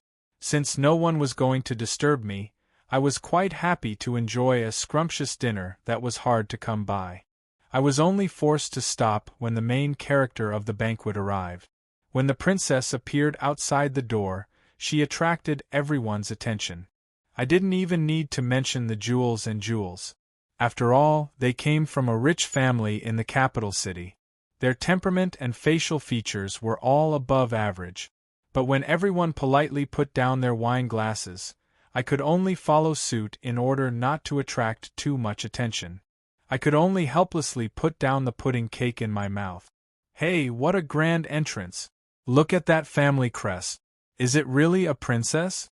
I had already seen many beauties. Not to mention a princess. Even princesses weren't worth much. However, the follower behind her shocked me. It was actually a lively lich. If it was anyone else, they probably wouldn't be able to tell the difference between a skeleton mage, skeleton soldier, and a lich. But for me, a lich's soulfire was as clear as a lamp in the middle of the night. This is Lord Rex. He's also an imperial envoy who is touring the world under the Emperor's orders.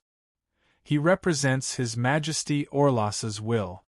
Alright, It seems like I have accidentally transmigrated into a fairy tale. A lich as the patrolling minister?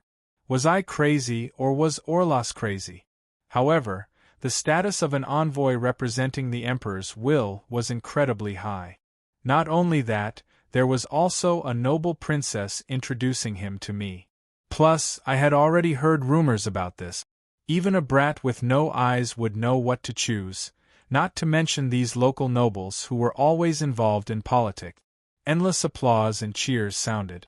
Domain Lord Samuel took the lead in expressing his welcome. The other nobles kept flattering him. In fact, there were even a few famous female social beauties who habitually winked at the Lich. But when they noticed that the Lich seemed to be glaring at them with an expression that said, "Are you kidding me?" they hurriedly lowered their heads to hide their presence. As for me, when I heard that a Lich had actually become an envoy representing the Emperor's authority, I was so astonished that I almost choked on my saliva. I hurriedly drank 2 mouthfuls of 100-year-old Amto wine to suppress my shock. Only later did I learn that this was part of the undead Emperor's plan. In order to completely take over Bardi, the undead emperors had planned this over the course of 100 years. Now it was time to reap their harvest. In order to solidify their authority, the undead emperors had the major nobles of the capital take high-level undead with them to tour their various territories. See, even the major nobles of the capital have admitted that high-level undead are nobles among nobles. What are you all so worried about? This was probably what the undead emperors hoped for, as much as possible to reduce the humans' resistance to the undead's higher-ups in order to prevent any accidents from happening during the implementation of their plan. However, this was obviously limited. With Emperor Orlos suppressing the undead emperors, it was still possible for the undead emperors to accept some undead nobles. But if the undead emperors discovered that the country's higher-ups were already under the undead's rule, it was likely that this country would come to an end. Perhaps it was because of this information that the Holy Church became determined to eradicate evil. However, it was likely that the undead only cared about the current peace of mind. As for being exposed later, once the undead emperors arrived, so what if they were exposed? If the appearance of the main character was only the first event of the night, then when the princess who had just arrived from the capital whispered into Earl Samuel's ear and pointed at Cindy, I faintly guessed that the god of misfortune had once again favored me. Pope, heretics, war, enemy country, capture, get rich. My 20-plus legend rank senses made my 5 senses far sharper than any ordinary person's. The naughty wind sent these words to my ears. In the end, Earl Samuel's expression changed from astonishment to contemplation to delight, which helped me know what I should choose. Damn it, this is going to be fun. Perhaps I really should go to the God of Fate's shrine and pray to him. But it was already too late. Guards, capture those spies. It would seem that Earl Samuel had already thought things through and came to a conclusion. Actually, there was no need to hesitate at all. Since the two countries were already at war, it would be impossible for any merchants to come to the Bardi Empire for the next several years. In that case, it would be better to first take all the goods in front of him. This was a tangible benefit for him. A reason to take all the goods? Why would the two countries be at war with each other? Wouldn't that make it obvious that they were spies? I've already captured all the goods. As for the people, I'll release them as long as they pay the ransom. If they don't, then I'll just keep them. What if the relationship between the two countries improves? That wouldn't be a problem. Would these foreign merchants really take revenge? At that time, there would naturally be new fat sheep delivering themselves to me. If the foreign merchants were willing to die and the ransom was sufficient, it wouldn't be impossible to continue working with them. At that moment, Earl Samuel wasn't the only one who understood everything. Cindy wasn't an idiot either. He had long since expected such a scenario. The moment he said the word spy, he unhesitatingly took out a scroll from his sleeve and tore it open. It was a random dimensional door, a fifth circle arcane spell. Since it was far too sudden and quick, Even the Lich wasn't able to stop it in time. Cindy was teleported to a random location 3 kilometers away. It would seem that this was one of his trump cards for escaping, and he was ready to activate it at any moment. Damn it, Uncle Cindy, did you forget something? You can't make your teammates suffer like this. Several dozen pairs of eyes were staring at me. The main character had run away, and I, the supporting character, had automatically leveled up. Would you believe me if I told you that I wasn't with him? Capture that guy. Yep, that's what happened. That's why you unhesitatingly brought all of your pursuers here? Aren't you just making your teammates suffer? The silly cat, who had just hidden in a small forest, roared angrily at me. She was furious at the loss of the souvenir she had just collected. Isn't he just a lich? Why don't you just directly kill him? Is there a need to run away like this? Do you think that if a lich dies just like that, an even more troublesome one will come later? Besides, I'm only at the gold rank right now. Do you really think that it's possible for me to fight against a bunch of weaklings and a legend rank lich by myself? Do you dare to touch your own conscience and say such a thing? You can't even deal with a single lich? Liches were at the legend rank at the very weakest. However, judging from his mana waves and the strength of his soulfire, Lich Rex was only at the peak of the legend rank. Not only that, he was a fake legend rank lich that had been forcibly raised by an external force. Although intelligent undead would generally be stronger than human job classes of the same power level after reaching the legend rank, with my understanding of undead magic, it really wouldn't be difficult for me to deal with an ordinary legend rank lich. Not only that, Rex seemed to specialize in ice magic in addition to undead magic. Not only that, he was a master of ice magic. It would be quite easy for me to take care of him. However, I didn't attack him because I had other considerations.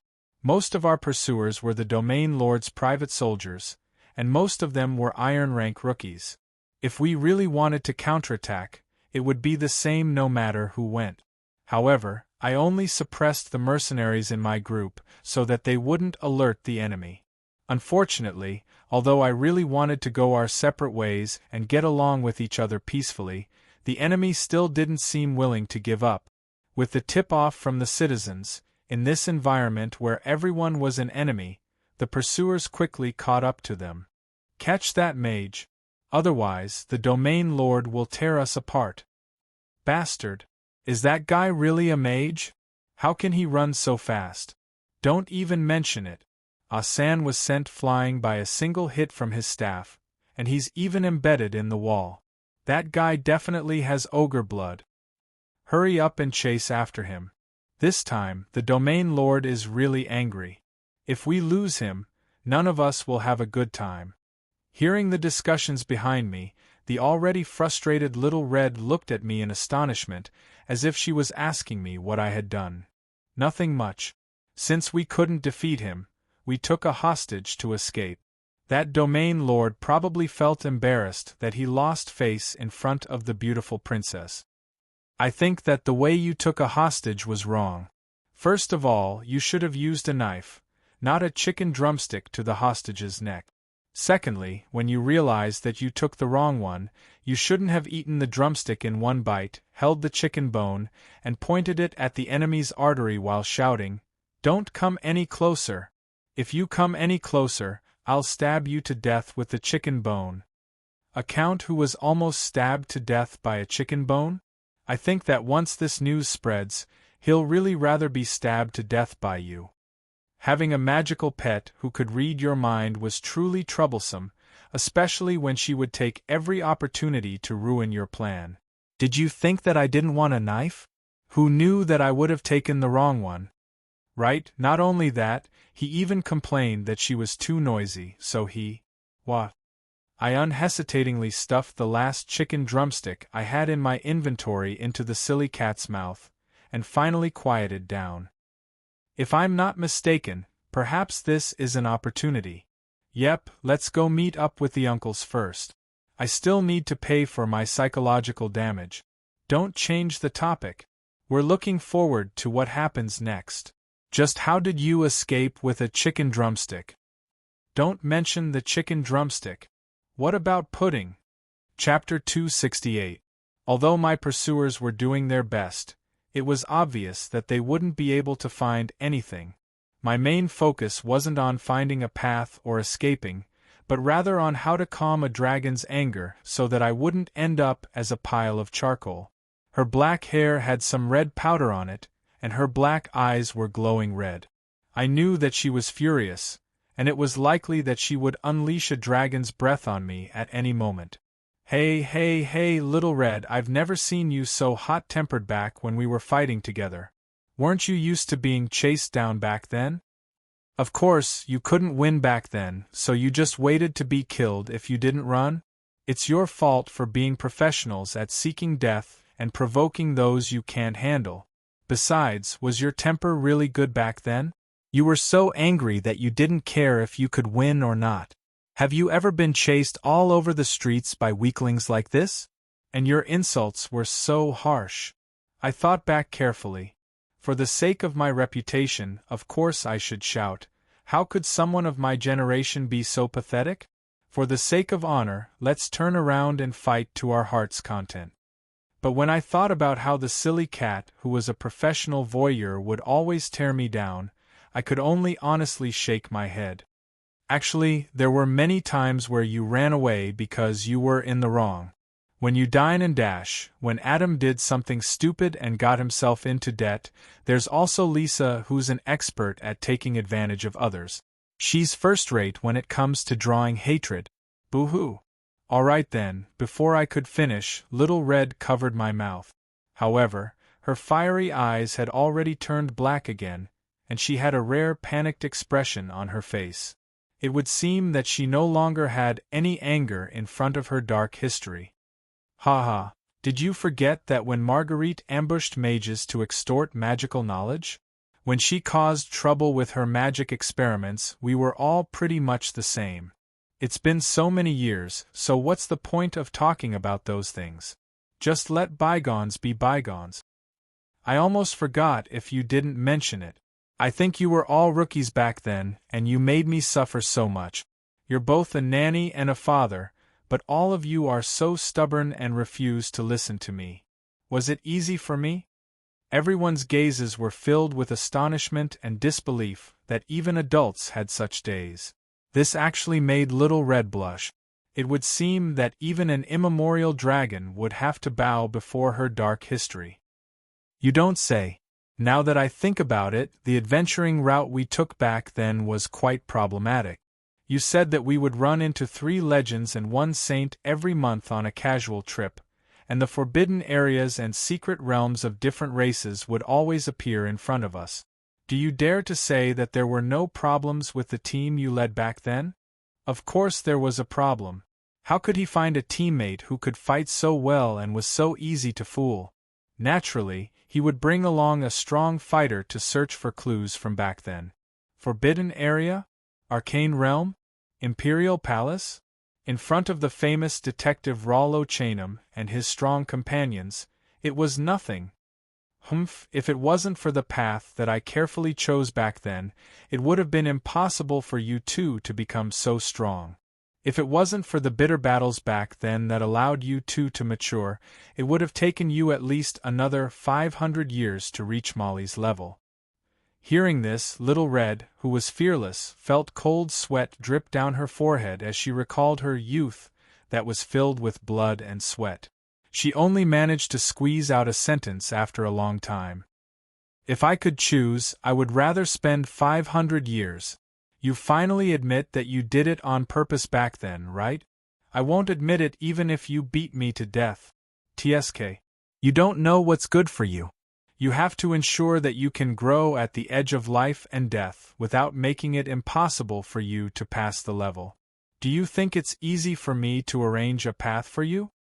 Damn it, you're making sense even though you're screwing me over. Girls need to be careful with their words. Don't just randomly use words that aren't harmonious. Fine, even masculine girls need to be careful. Damn it, don't slap my face. Actually, I wasn't making things up. The reason why I was able to be so reckless back then and why Adam and the others were able to grow so quickly was largely due to the system's help. The legendary main characters team was basically a must-have item to pass the level. Main characters team, you're the legendary main character. You and your team will constantly attract all sorts of trouble, and the other side of trouble is an opportunity for growth. As long as you're tough enough, your growth rate is basically cheating. System notification. Although you're the main character, you don't have the main character's undying body. System, can I still exchange for that? The basic rule is that items that have already been exchanged for once cannot be exchanged for a second time. System notification. All of our items are handmade and handcrafted. There's only one such item, and it's not refundable or exchangeable. Dear, it's free shipping. Remember to give us a good review. Sigh, it's such a pity. If only I had this, it would be so much more convenient to train noobs. I could bring them out to play for a bit, and if they didn't die, they'd be able to immediately become independent. Well, even if I had this, there wouldn't be much meaning. After all, there'd be too many enemies, and strengthening a few would be meaningless. I could only wait for the elemental tide to slowly wear them out. It'd be impossible to increase the overall combat strength of the entire mortal plane. Wait a moment, even if the system doesn't cheat, it's still possible to artificially create something like this. I faintly understood something, but now obviously wasn't the time to think about it. After all, there were still pursuers behind us. Pursuers? Where were they? Couldn't they be more professional? I was still running. Pursuers? The last pursuer couldn't run anymore at the third mountain? He should be panting on the ground right now. TSK, TSK, TSK, how pitiful. An iron-ranked novice ran more than 30 kilometers in one go. He's probably about to cough out his lungs. Right, you should probably run an extra 10 kilometers. Not long after I started running, the silly cat had been yelling that her legs were too short for her to run fast. She transformed into a cat and took a nap on my head, but now she jumped out to rejoice in my misfortune. I opened my mouth wide. I had been having so much fun running that I actually forgot about pursuers. It seemed that I had yet another dark chapter in my history. Why didn't you say so earlier? Who would dare to stop if you didn't stop? As for interrupting? Seeing how you and Lady Little Red were reminiscing about the past and chatting so happily. All right then, wouldn't it be better to just say that I was focused on listening to gossip? There was no need to beat around the bush. Cough, our next target was Cindy's merchant group, but they all ran away in an instant. Damn it, someone actually dared to trick me. TSK, you changed the topic. Yep, you changed the topic. Little Cohen, please don't become such an adult. Ranger job classes were usually the best at tracking. After all, Ranger job classes had the tracking instincts of hunters, as well as some nature divine arts. Unfortunately, our Ranger Lady Little Red obviously couldn't be counted on. If you asked her to track someone, the end result would probably be her transforming into her dragon form and looking down from above. If Little Red had been a gold dragon or silver dragon, this wouldn't have been a big deal. At most, it would be on the headlines tomorrow. But Little Red just happened to be a red dragon. As an exiled evil dragon, it's completely understandable that she has such a terrible reputation. It's quite normal for fire element dragons to love destroying cities, killing people, and setting fires. However, this isn't the underground. An immemorial red dragon has appeared above ground. Perhaps even the dragon city above ground will be startled. The underground had always been a place where all species had been exiled. There was no need to explain the deep grudges between the exiled and the exiled. The beastmen exiled the underground beastmen, but since both sides were in terrible states, the beastmen reluctantly left the matter unsettled. The elves exiled the dark elves, and the relationship between them. Fine then, after countless years of killing each other, the underground elves' first battle upon returning to the surface was against the surface elves. How could the long-lived species be called petty? This was called having a good memory. Ding. Please accept the title of Roland with a good memory. Cough, I directly ignored my system's comment. So what if I had a good memory? Actually, it was said that the elves were petty, but the dragons were even worse. They were capable of taking revenge on other species' descendants for centuries. The worst part was that they had a temperament that didn't treat other species as humans. Otherwise, there wouldn't have been a Lone-2 incident. The current generation belonged to humans, and the surface dragons weren't as powerful as they used to be. Some dragon cities had even become empty shells. But if a large number of underground dragons appeared above ground, it would be unknown how the surface dragons and dragon cities would react. It would be fine if it were any other dragons, but Little Red just happened to be the dragon queen of the underground dragon city. Her identity was quite sensitive, and if her identity was exposed, I didn't want to see dragons fight each other at all. We'll see how the dragons react when all the other underground species arrive. Right now, having the black dragons serve the Donglan Principality is also a way of testing the waters. That was why we made 3 rules before we left the underground dragon city. First of all, we couldn't casually transform into our dragon forms. This naturally restricted Little Red's abilities. However, I wasn't worried at all that I wouldn't be able to find her in a small forest 40 kilometers southwest of here. This was a magical imprint left behind by Heloise. No matter how good our relationship was, it was still necessary to do some things in private. Which direction? Eaglestorm raised his wooden staff and cast a spell, causing a green divine light to gather in his eyes. The next moment, his eyes returned to normal. Yep, I found them. The forest told me that there are about 60 of them. They're all standing in a very dense area, and their life signs are quite strong. There aren't any injured people. There's even goods and carriages? As expected, they were prepared beforehand. In the forest, Drool's forest divine art allowed him to have countless allies. As long as he could determine the general location, he would be able to travel through the forest as he pleased, so he had countless eyes and ears. Of course, even if they weren't in the forest, we still had a professional scout. Judging from how he was constantly looking southwest, he had long since been prepared. Relax, we won't lose them. Ami and Daisy gave me some information. Who are they? I became rather curious when I heard that completely unfamiliar name. Daisy is that merchant's mount. Ami is the leader of the herd. He and Ami are husband and wife, and we have a good relationship. Alright then, this answer contained far too much information. As expected, I shouldn't have asked such a question. Judging from how well prepared they were, it seemed that the Veiji Merchant Guild had long since prepared for this. The moment they received Cindy's signal, they immediately left the city that very night. Although I could understand why they didn't tell us anything since we hadn't known each other for a long time, and we weren't the same type of people, I still felt rather displeased that I had been betrayed just like that. Judging from how they had left so quickly, it was likely that everyone had been waiting at the hotel during the banquet, ready to escape at any moment. The only ones who hadn't received any notification were us, since we had only temporarily joined the Merchant Guild.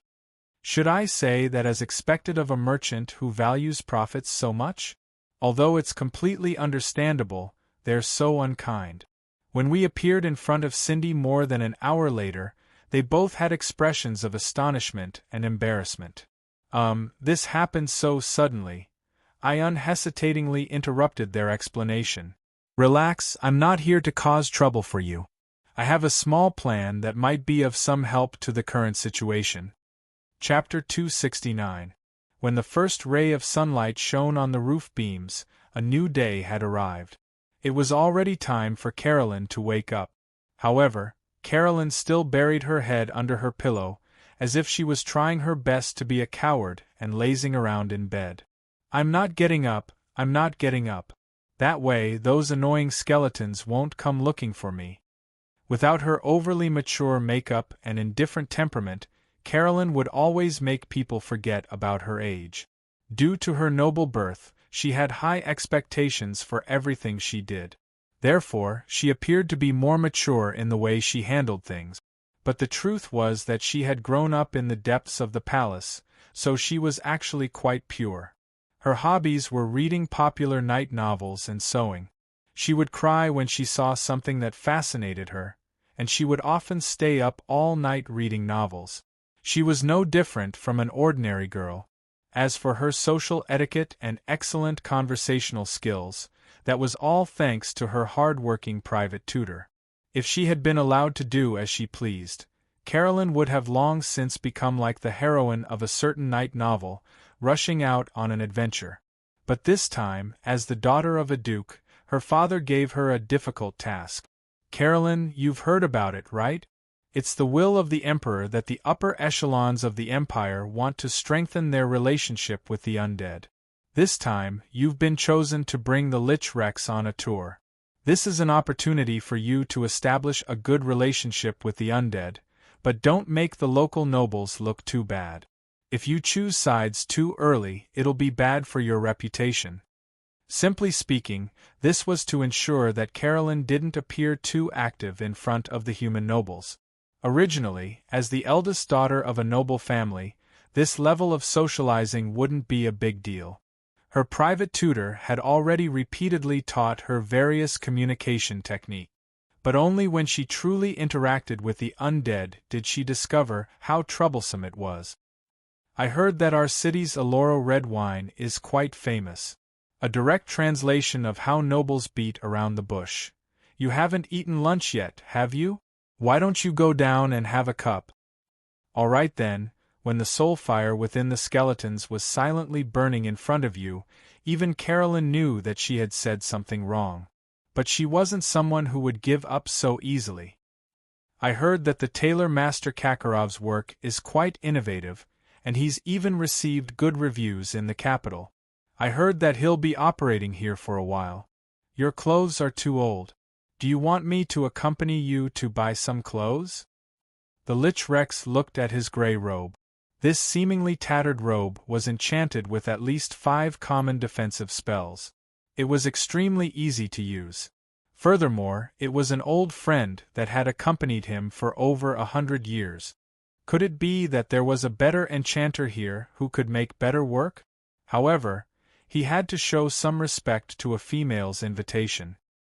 He also felt that it wouldn't be bad to take the opportunity to see the skills of a human enchantment master. Rex, who was a little hopeful, gladly accepted the invitation. However, the development after that was very embarrassing. In the most prosperous commercial street of Anytun City, the Lich's hoarse soul voice was shouting, "Other than glowing and self-cleaning, there is no defensive effect at all? What kind of rubbish enchantment is this? What's more, the material isn't even spiritualized or armored." When everyone looked over in astonishment, Carolyn, who had come along with them, wished that she could find a hole in the ground and jump into it. Carolyn wanted to find a hole in the ground to hide herself, but she still didn't give up. "Did you hear about Aga's sister-in-law? How interesting. She and her uncle." Carolyn's green soulfire stared at him. She was quite imaginative to talk about gossip with a lich. "There's a charity event the day after tomorrow." "Alright, I got it. I'll leave now. I won't disturb your research any longer." Carolyn's soulfire, which had already turned blue, explained everything. Even Rex was having a hard time.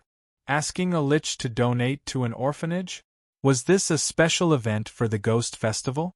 What kind of lame joke was that? Rex wasn't interested in socializing. Instead, he was interested in how to turn a living person into a dead person. Dirty jokes and gossip? Although from a certain standpoint, this was indeed a trump card to shatter the Lich's moral integrity and deadlock, wouldn't it be a type of mockery to a Lich who was only left with his bones? Talking about the international situation and religious beliefs? Were you sure you wanted to shout for the holy light in front of a Lich? That wasn't the way to die. If you wanted to talk about the international situation with Rex's memories from 3 centuries ago, you would probably have to start with what kind of country the Bardi Empire was. As the ultimate evolution of otakus, even if a lich was the classic antagonist in many legends, the storyline would always be some small team invading an ancient castle or a lich's mage tower, laboratory, or abandoned library. A lich would be a classic boss that wouldn't die unless it was suicidal. This also explained the ultimate characteristic of liches. They wouldn't go out even if they were beaten to death. From a certain standpoint, the 17-year-old princess was also a rich and beautiful woman, a person who had plenty of things to do in real life and was very popular. It would be rather difficult to expect a normal person to communicate with a lich who was the incarnation of an otaku. Of course, it wasn't impossible to communicate with her. As long as the lich was interested in something, a research otaku would usually become especially talkative. But if the lich was interested in necromancy research techniques, how to use void energy to roast squirrels, which is better for zombies, a minotaur's heart or a tigerman's heart? It was likely that this girl would never be able to learn all of these. We need to look forward to the future. Every day brings a new sun, a dark history. Carolyn kept trying to increase her shameful experiences. In the end, even the Lich Rex couldn't take it anymore. Perhaps it wouldn't be long before he would risk being punished by his superiors and turn her into a zombie that only knew how to count its own fingers. After the frightening night last night, she learned many things. First, she learned how to shout hit before using her magic staff to knock away the Lich's little mage. Then, Rex used a chicken leg to kidnap the Death Lord, and even used pudding to smear the Death Knight's face to create chaos and escape. Carolyn did her best to maintain the situation, constantly scolding the idiot who dared to secretly laugh at the Lich. But when she returned to her own room, she still laughed secretly for half the night. Now, she had no choice but to face reality. The Lich seems to be living in a separate room. It's said that their senses are very sharp. Did I unknowingly do something wrong again? I don't want to get up. The only thing that made Carolyn feel slightly relieved was that the Lich seemed to have a good upbringing. At the very least, he didn't get so angry that he used Death's finger. The sun had already risen. It was likely that she would have to face an enraged Lich today. If she made any more of a joke, the Lich's bluish-green soulfire might really explode. Sigh, I really don't want to go. But it was likely that she had no choice. Her schedule was quite full. After finishing this stop, she would immediately go to the nearby Baron Matt's territory. She needed to discuss today's itinerary with the Lich and set off as soon as possible. But when Carolyn finished dressing up and opened her room door, she saw a scene that tested her logic. In the hallway, the arrogant Lich had been torn to pieces. The little mage that she had seen yesterday was currently holding the Lich's skull and pouring holy silver and water into it. Carolyn then shook the skull vigorously as if it was a sieve. She even used the Lich's hand bone to stir the skull. How did she know that it was a Lich? The Lich's epic rank tombstone of death magic robe was still on his body, but the familiar soulfire was about to be extinguished. Are you going to tell me or not? If you don't, I'll make your head into a chamber pot. Yep, I'll call it Ghoul Dan. Rex's skull. Are you afraid? Asterisk bang. Asterisk Carolyn was certain that she had opened the door the wrong way. She slammed the door shut. After a while, she slowly opened the door a little. But the moment she stuck her head out, she discovered that the soulfire in Rex's skull and the golden-haired mage were both looking at her. The golden-haired mage seemed to have thought of something, and suddenly laughed. It seems that it doesn't matter even if you don't tell me. We have a better person to ask. The golden-haired youth tossed aside Ghoul Dan, Rex's skull. He casually picked up a rib and smiled at her. Don't close the door. You didn't open it the wrong way. Yep, be more serious. You're not allowed to laugh. We're robbing you. Don't look down on my brother Lich's thigh bone. Be careful that I don't give you a Lich's touch. Relax, I'm not here to cause trouble for you. I have a small plan that might be of some help to the current situation.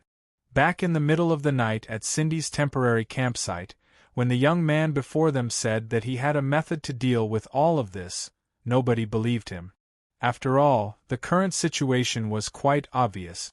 The Veji Merchant Guild had learned from their intelligence channels that the two countries had entered a state of war.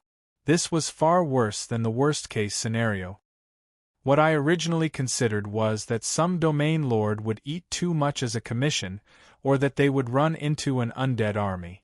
In that case, as long as they had guards to help them escape, there wouldn't be any problems. But now, the two countries are actually at war.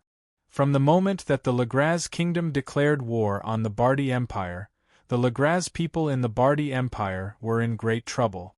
They naturally found themselves in an enemy country. Although it sounded cool to have the entire world as their enemy, if even a street vendor or a snot-nosed brat viewed you as their mortal enemy, that would never be a good thing. And the most troublesome part was that the enemy wouldn't just be random bandits, but an entire country's elite army. This was especially true when the enemy was a powerful country's border army. In that case, just the border would become a natural barrier. I casually opened up a map and pointed at a spot to the south. That was the Asha Canyon that we had just passed through, which was also the largest border crossing point between the two countries. Of course, the Bardi Empire's Hazraven Fortress was also located there. We had easily passed through the border crossing point when we first came here, and we even had me, an unregistered merchant with a questionable identity. All we got was a bit of a bribe, and the Veji Merchant Guild had a good relationship with the Bardi Empire's guards. But if we turned back, that would likely be a dead end. Turning a blind eye during normal times and accepting a small bribe to let illegal merchants pass through was completely different from allowing foreign merchants to pass through during wartime. The former was an unspoken rule that everyone understood, and the latter would likely be related to treason. After all, nobody could guarantee that there wouldn't be any spies or intelligence agents among the merchants. If we were foolish enough to contact the Bardi Empire's guard, he would probably be the first to execute us. After all, no matter how much gold there was, one would need to be alive to enjoy it. He would probably be the first person to cut ties with us. It's definitely impossible to turn back, but it's probably the same for other border crossings that lead to enemy countries. Of course, there are also border crossings that aren't guarded. However, those are most likely natural strongholds or extremely dangerous areas, such as the Forest of Dreams where black fairies are rumored to appear. I trust that none of you would be foolish enough to take such a gamble. No, with your current strength and equipment, entering such a super dangerous area wouldn't even count as a gamble. It would definitely be suicidal. Although nobody replied, judging from the awkward silence, and the fact that some people were unable to hide their astonishment and whispers, I was probably correct. In that case, the remaining choices are quite simple. There are only two. You can either pass through another country's border and think of a way to return to Legraz, or you can find a mountain village and hide in a forest to see if the situation changes.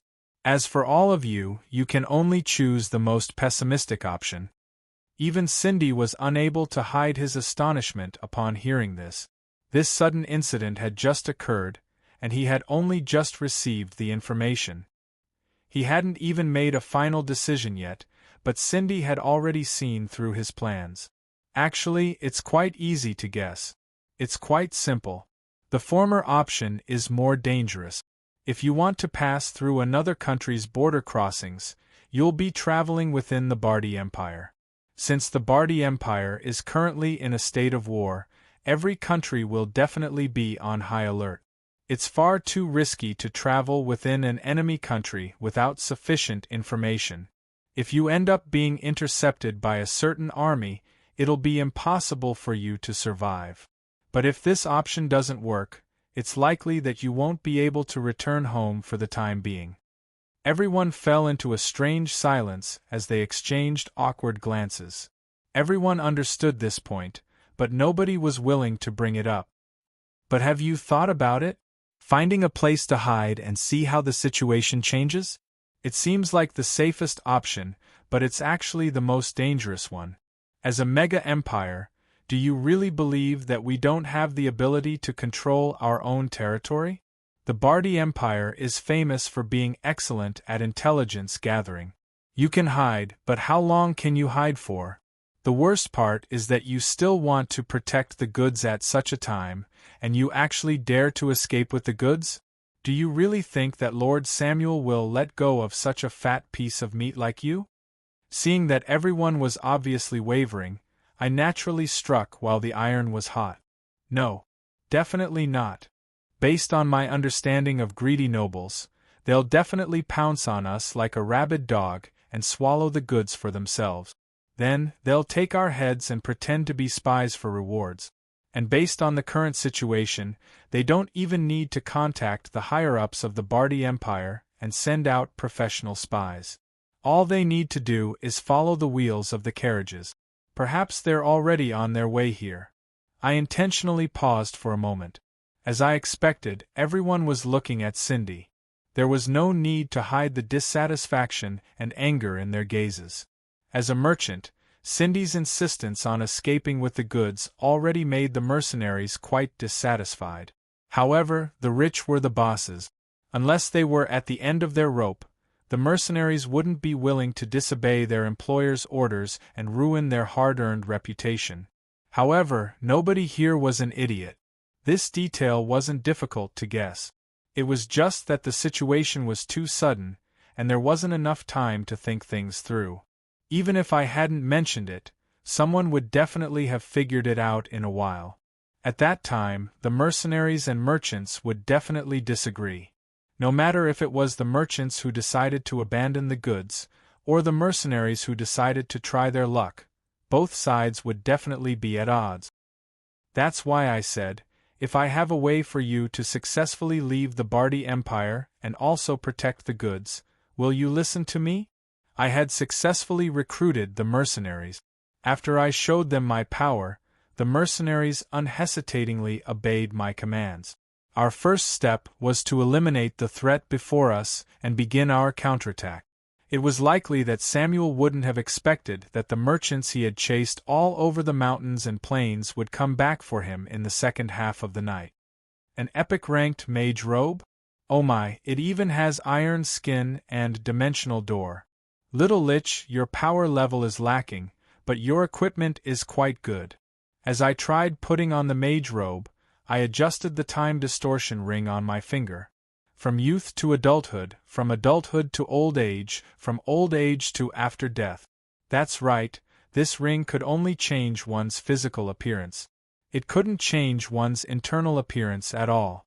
I was still a living person, but my physical appearance had already transformed into a corpse. Then, my rotting flesh would fall off and finally transform into a moving skeleton. What surprised me was that the little lass didn't pee her pants in fright when she saw the horrifying scene of a living person transforming into a dead person right in front of her. Instead, she had an excited expression, as if she was delighted that she had finally gotten involved in something big.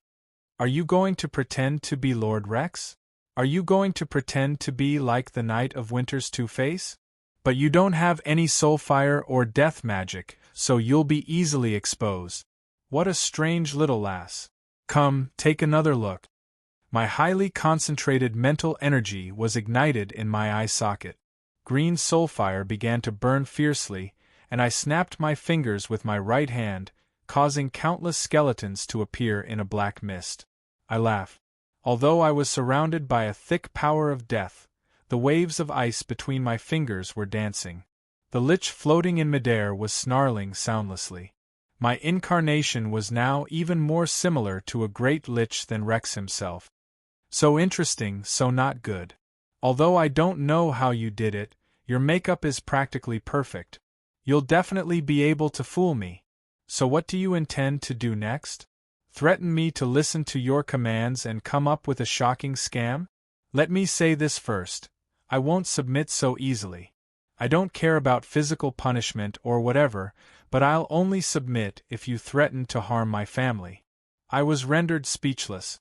She was saying that torturing me would be useless, and that a few verbal threats would be enough? She was even telling me how to conquer me? What kind of hostage was she? Relax, we have a better choice. From today onwards, she's Caroline A. Milan. A woman walked out from the shadows. She also had the signature light green hair of the Milan royalty. Judging from the shape of her face, she actually looked 70% similar to Caroline herself. Even if you look like me, it won't work. I have a secret treasure of the Milan royalty here. His Majesty Emperor Milano bestowed it to me. Only the Milan royalty's bloodline can make it shine. Why is it even brighter than when I was holding it? The pearl necklace that Lilith Milan had stolen was now glowing brilliantly, as if it was a god equipment that had met its true master.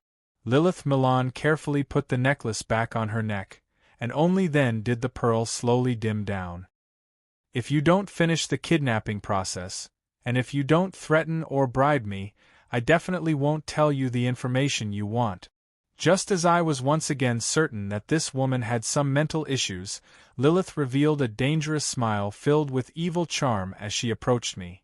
Relax, you'll tell me. Lilith Milan's slender fingers were already undoing Caroline's sleeves, and her red lips and fragrant tongue were already at the back of Caroline's neck. Lilith Milan's other hand was already sliding down even more dangerously. What are you doing? This is completely different from what I read in novels. This is molestation. You can switch out. Aren't I asking you about your body? I'm asking about your body. Yep, not bad, there's unexpectedly good material. I've truly met a treasure. Milord, although I don't mind you watching me eat, and I don't mind if you're interested in joining, aren't you worried that Lady Heloise will tell on me to Lady Eliza? Alright then, I felt rather regretful. I had almost asked, can I really join? But Lilith Milan's gaze seemed to say, you're in the way. I knew that this invitation was probably just teasing you. Although I regretted that I wouldn't be able to watch a good show, I could only helplessly leave with Rex's head. It would probably be difficult for me to forget the tempting moans that followed. Humph, women have their own ways of communicating. Let's have a little bit of communication that belongs to liches, such as soul interrogations, soul searching, and psychological attacks. Chapter 270. The Ice Plains Zero? Asso's here as well? Oh my, this is quite a big deal. It's actually an allied army from all the undead plains, and an undead emperor is personally leading the army? The Corpse Plane, Ice Plane, Desecration Plane, Blood Curtain Plane, and Darkness Plane were the 6 known undead planes that were connected to the mortal plane. And Rex's superior, or perhaps it should be said that his superior's superior, was the Ice Plane's Undead Emperor Zero. Undead Emperor Zero's true name had long since been forgotten. She was a semi-god lich who became famous around 1,500 years ago. There was no information on her past, so it seemed that she wasn't from this plane. She had plenty of combat experience, and could be considered a newcomer among all the previous undead emperors. It was no wonder why the little lich before me had chosen ice magic as well. It was said that the normal temperature in the ice plane was -20 degrees Celsius. It would be impossible for ordinary life forms to survive in such a world, and the main magic in that plane was ice magic. Although the undead planes all had many undead creatures in common, there were all sorts of strange reasons for their birth, and the dimensional laws were completely different. Some were natural planes that were especially suitable for the undead to live in, such as the Ice Plane and Darkness Plane. The former were places where nothing could survive apart from the dead, while the latter were places where the power of death was so dense that it could reverse life and death, allowing the undead to reproduce just like the living. Since there were natural undead planes, there were naturally unnatural undead planes as well. For example, the master of the Desecration Plane, Emperor Asso, had expanded his divine kingdom into a natural plane. Yes, a divine kingdom. Although Asso wasn't a true god, Even the current generation's true gods would have to maintain the humility of a junior in front of a first-generation descendant who was a super-powerful existence that even a main god might not be able to defeat. Perhaps Aso wasn't a true god, but he was definitely far more powerful than most true gods. Previously, it was mentioned that as long as one passed the myth rank's 3 difficult levels, they would be considered semi-gods if they didn't ascend to godhood. However, there were actually many powerful individuals from ancient times who had reached the myth rank, yet they didn't even bother to ascend to godhood.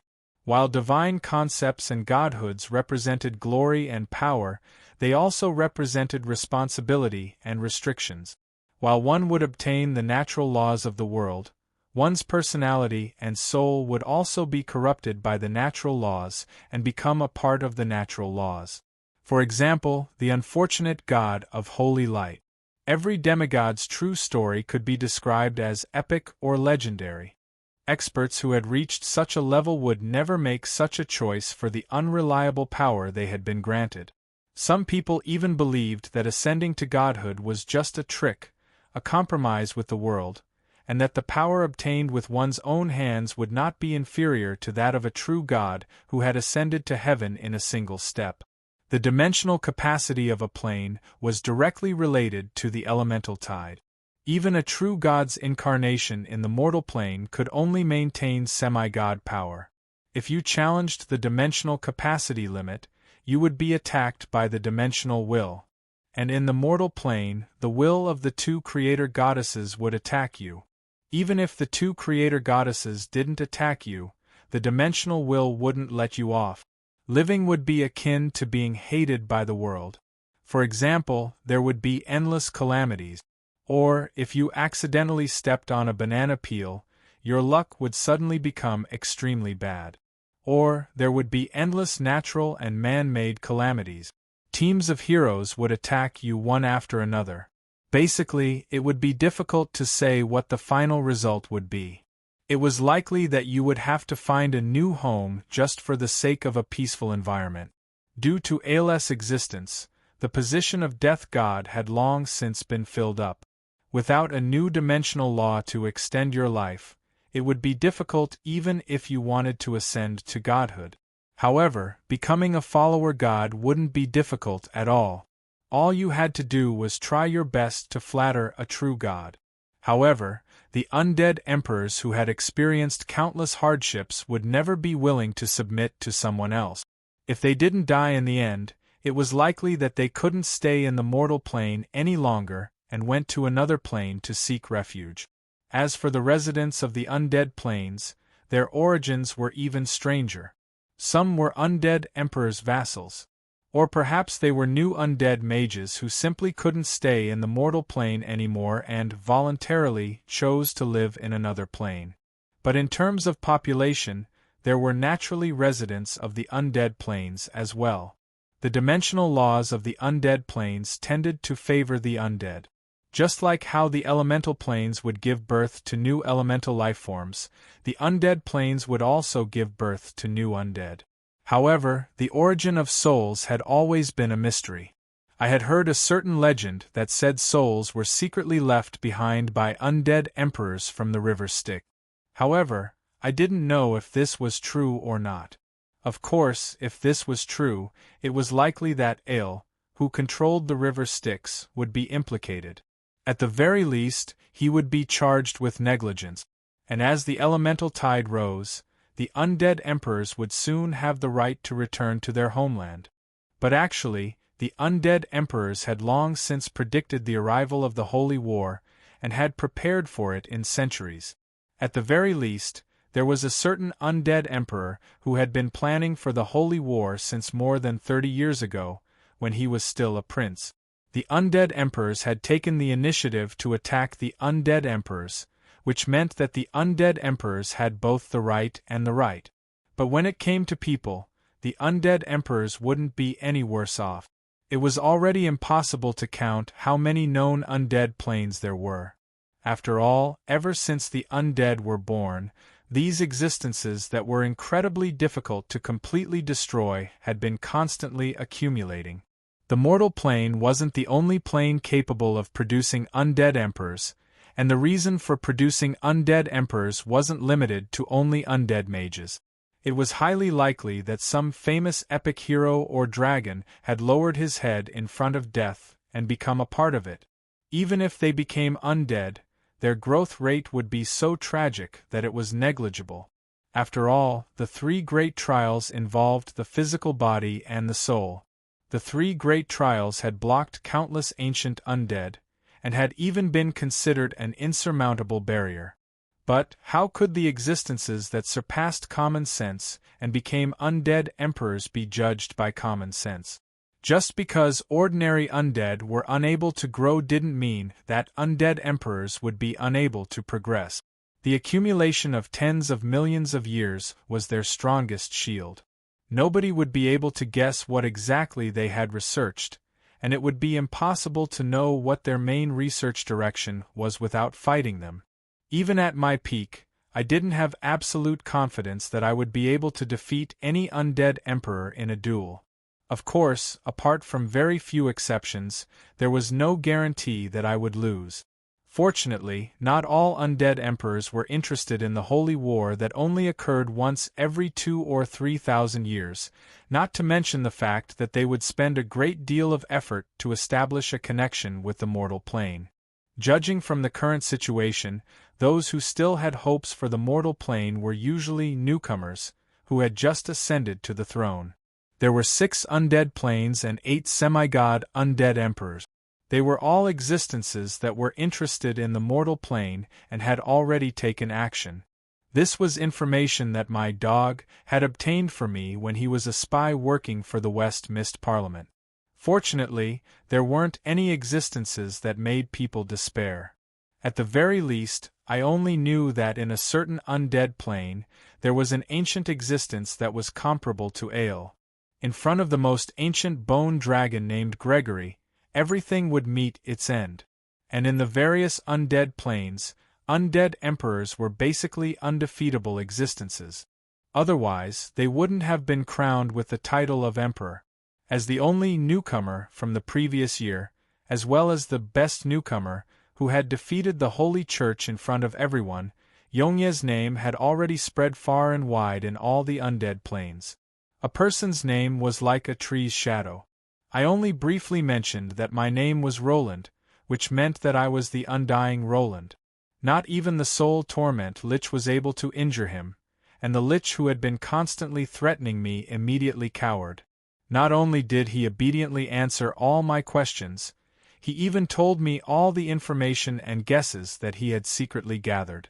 I didn't know whether to laugh or cry as I looked at this skeleton that was so scared that its teeth were chattering. Was the undying Roland really that scary? Just hearing his name was enough to make the undead tremble?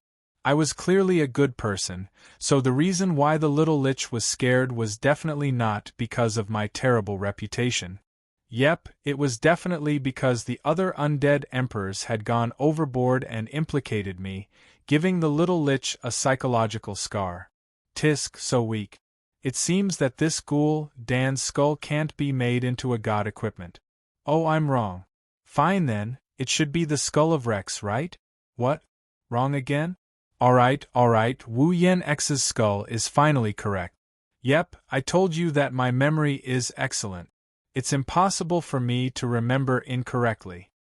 As for Wu Yen X, as a Lich, he wasn't that old. He was probably only slightly more than 100 years old. He had only completed the Lich transformation ritual with the help of his superiors after accumulating enough achievements. His power level was slightly weaker than a real Lich's, so he wasn't well liked by his peers.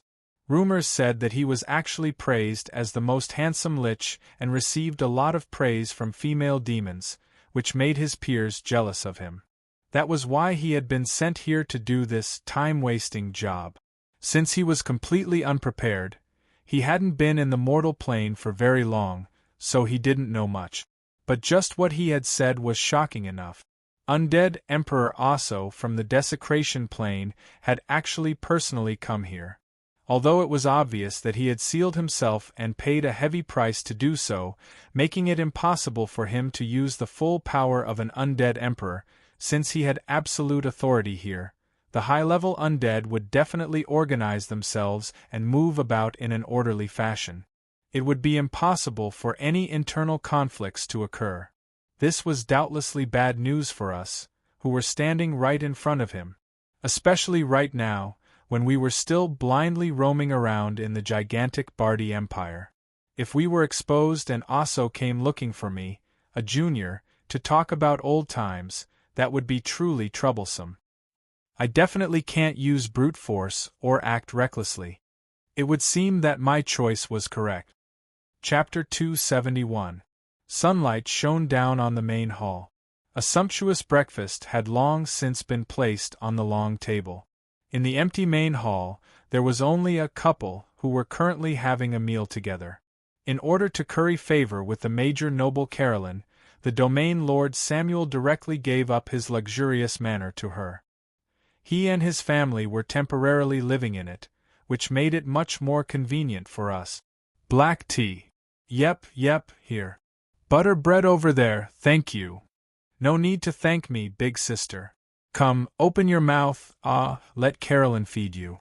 By the time I finished interrogating Rex, it was already time for breakfast. Just as I walked downstairs to the main hall, I saw two green-haired ladies feeding each other. I found a random chair and sat down. I rang the bell to summon a waiter, ordered some food, and poured myself some wine. Just as I was about to enjoy the delicious food that I had been busy with for an entire night, I raised my glass, only to discover that wine was leaking out of my chin. Fine then, the waiter's expression of wanting to laugh, yet not daring to do so, was quite displeasing. Come, big sister, let's have some lipstick. Their intimate feeding once again escalated. Carolyn's red lips moved closer to her other red lips with a mouthful of lipstick in her mouth. When the tips of their tongues met, silver saliva dripped down and transformed into broken silver threads. Carolyn's demonic hands were already reaching under the table. The plot seemed to be progressing towards the 18th century. Even though Carolyn had taken the initiative to attack, she ended up kissing Carolyn to the point of suffocation. Her naughty hands were still messing around. Half a minute later, Carolyn collapsed on the table with a completely red face. Her swan-white skin was covered in strawberries, and there were still unbroken silver threads between her silver teeth and red lips that had fallen onto the table. Meanwhile, the victorious Lilith glanced at me in delight. She then used her fork to pick up a small tomato and bit into half of it. She then stuffed the rest into the mouth of her new captive, completing a new round of feeding. Although the FFF faction's motto is that only those of the same sex should be cherished, and those of the opposite sex should only be used for reproduction, why is it that the raging flames in my chest have transformed into flames in my hands as I look at this pair? In my shadows, countless black-robed individuals are shouting in my ears, "Burn, burn, burn!" Ouch! Just as I was about to turn my impulse into action, the pain in my finger bones called my attention back to me. As expected, the silly cat was lying on the ground. She had retracted her enchanted teeth and was currently enjoying the breakfast that I had just ordered. Silly cat, what are you doing? Don't act like a little virgin who hasn't tasted meat before. It's really ugly, you know? Alright, I'll correct myself. Alright, even if you're a 300-year-old virgin, don't make it so obvious. It's really embarrassing. How could the silly cat possibly understand our FFF group's anger? Just as I was glaring at her with raging flames, the silly cat transformed into a mature golden-haired mature lady. She stretched lazily like a cat and even dared to give me a flirtatious look. Do you want me to teach you? Although I usually prefer pure girls, Princess Peach should be even more delicious. Her golden hair cascaded down to the ground like a waterfall, and her phoenix-like eyes were filled with intoxication. Her voluptuous figure was obvious as she stretched. Even though she was intentionally showing off her flirtatiousness, she was as elegant as a sage who was reading an ancient scroll. as expected of the golden elves, who were known as the most beautiful species. At this moment she was both flirtatious and elegant. Even the two women at the other end of the table were shaken by her charm. All right then, it seemed that these two women's sexual orientations had already changed. As for me? My heart? Heh, silly cat. I've already said that whoever mentions Princess Peach again will be in for a hard time. I told you before that you weren't allowed to become taller than me. I covered my Wu Yen's head and angrily roared, "You're suicidal." Wait a moment, you can't do that. Even if you don't understand flirtatiousness, you shouldn't. I already knew what was about to happen from our soul contract, but I was unable to finish my sentence. After a series of distortions, only a pink mace remained where I was. Yep, from today onwards, you're the legend-ranked divine weapon, Pink Rabbit Jam. Make my enemies suffer the humiliation of being killed by a pink rabbit jam. You perverted homo. From a certain standpoint, Lich Rex was a classic example of a bookworm. Although he wasn't as natural as Marguerite, who had transformed his soul casket into a soul bottle and placed it in the middle of his room, he was still quite the weirdo to carry his phylactery around with him. My body must be in the same dimension as my phylactery. I've only been in this dimension for less than half a month, and I haven't had the time to find a safe place to store my phylactery. I originally intended to find one during this trip. Oh, so that's why you transformed into Wu Yen's head. It's Ghoul Dan. Rex's head. No, wait, what do you mean by head? This is my head. I'm quite creative with this idea, and it's quite discreet. Nobody would expect that a phylactery would be made into a skull. I can find a random grave and bury my head inside, then put on the head of the grave's owner. It's just a different head, and it'll be done in 10 minutes. You definitely haven't been to the mortal plane for a very long time, right? Or you didn't even become a lich in this plane. I looked at him with pity. If he really did that, it would probably become a tragedy, and a comedy in other people's eyes. My lord, what do you mean? I indeed became a lich in the ice plane. Is this idea not discreet enough? If it was 160 years ago, if you could tolerate the smell of corpses, this would indeed be a good idea. However, ever since the legendary novel Grave Robber's Dagger became a huge hit, the main character relied on grave robbing to become a legend, and he eventually became the richest man in a country. Grave robbing attracted countless participants, and even the rules and factions of the profession were established. And after someone really dug out an ancient god equipment, many powerful individuals would shamelessly join this profession.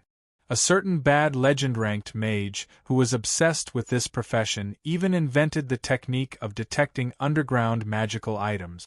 Many poor and insane mages would even take this part-time job. The soul fire of Rex's head on my waist kept flickering. I seemed to have guessed what would happen if I really did that. A lich's phylactery is a rare item that has a price but no supply. In the light of this magic, it's equivalent to a legend-ranked item. In that case, in at most half a month, your head will be dug out, and it will either be sold as an unknown mystical item, or sent to the Holy Church as a cursed item to be purified. In that case, congratulations, the stupidest and funniest lich in history has been born. Rex's head remained silent, but the flickering soul fire doubtlessly indicated his fear. My mood also improved greatly, and my depression from being teased was completely gone. As expected, when I was in a bad mood, I had to make others feel even worse. Seeing someone else's bitter expression would improve my own mood. But although I was teasing him like this, there was no one else around me. Should I say that I didn't intend to? Although this all happened too suddenly, my plan still proceeded smoothly.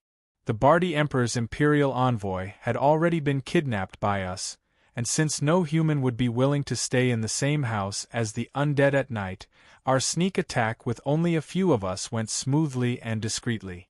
No outsider found out about it. Lich Rex only had a Death Knight and a high-level abomination as his bodyguards. The rest were all temporarily summoned low-level undead. The Death Knight first suffered a painful defeat that night, and then had a fierce clash with the black-haired female ranger, at the very front during the sneak attack. The result? Cohen and Jan spent half an hour to put together the scattered parts of the Death Knight, but he still managed to change job class to the Headless Knight. Fragment. Little Red's punch even partially transformed into the shape of a dragon, and her punch carried a dragon's roar. It was obvious that she didn't intend to hold back at all. And then, the Death Knight was undoubtedly smashed to smithereens.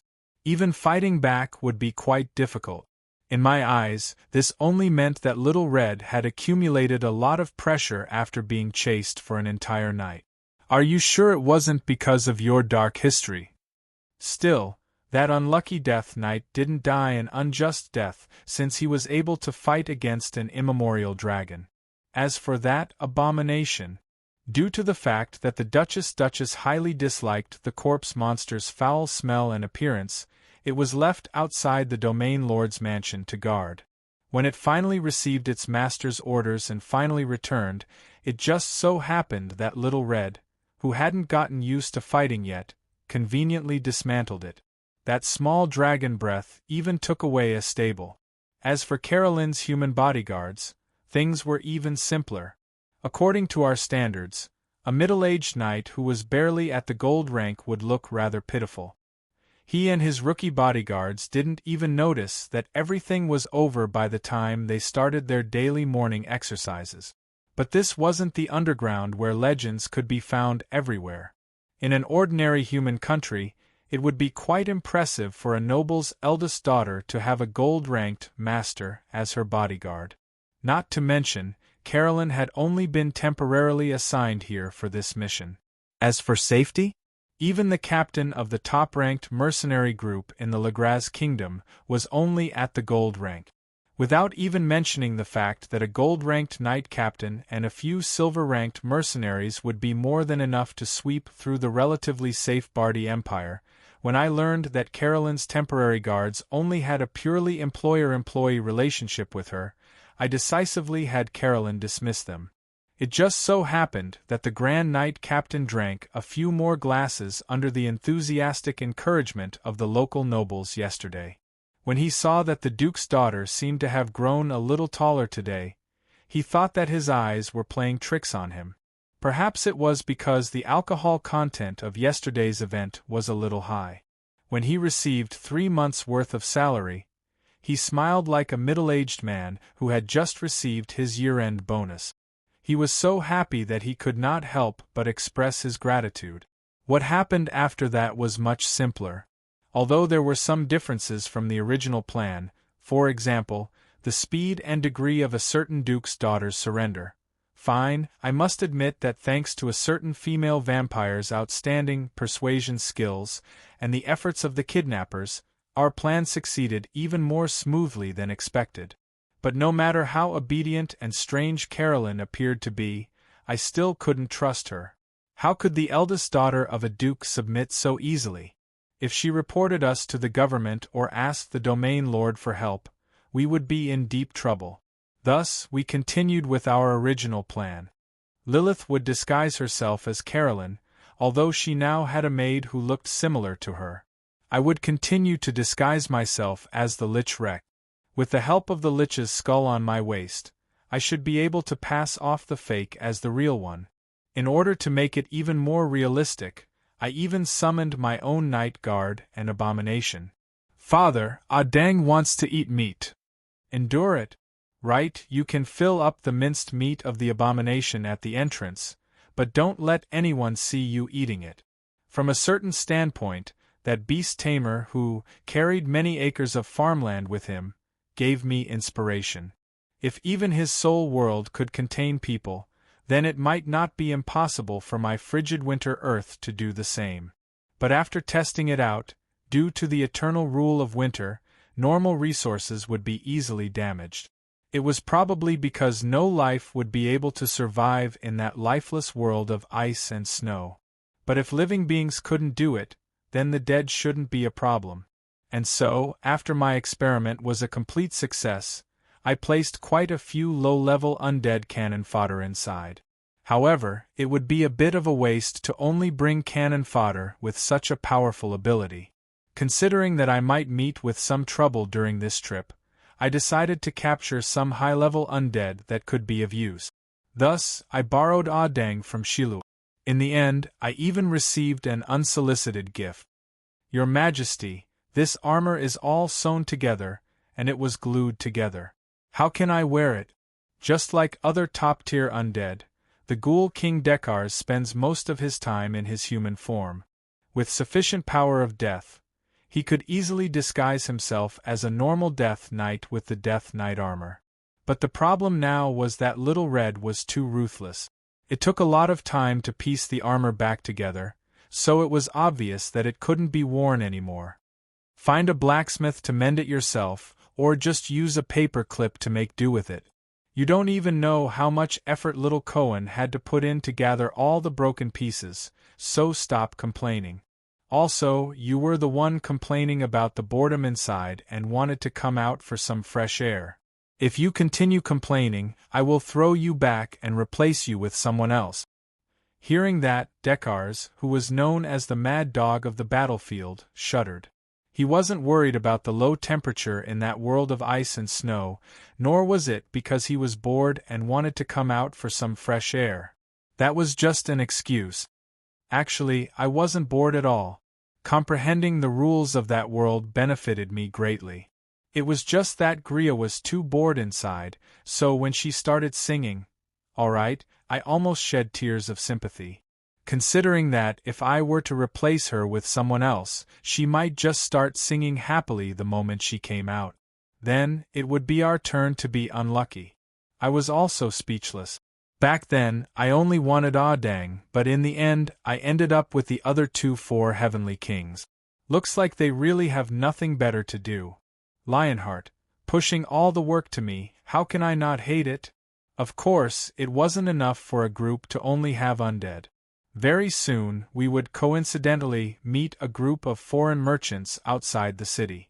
Then, after a freak combination of factors, we would end up with new guards and attendants. Also, the merchants would be recognized by the nobles of the city, and with the help of a certain feudal lord, they would obtain a pass to return to their homeland. The rest was even simpler. We just had to follow the plan, and then, at a certain divergence point, Carolyn's nature for sightseeing would be unleashed. Under the guidance of the Lich Rex, we would head to Victoria Harbor to look at the sea. Of course, these arrangements wouldn't be flawless, but it would be enough as long as we could deal with the current situation. By the time everything was exposed, we would have long since escaped.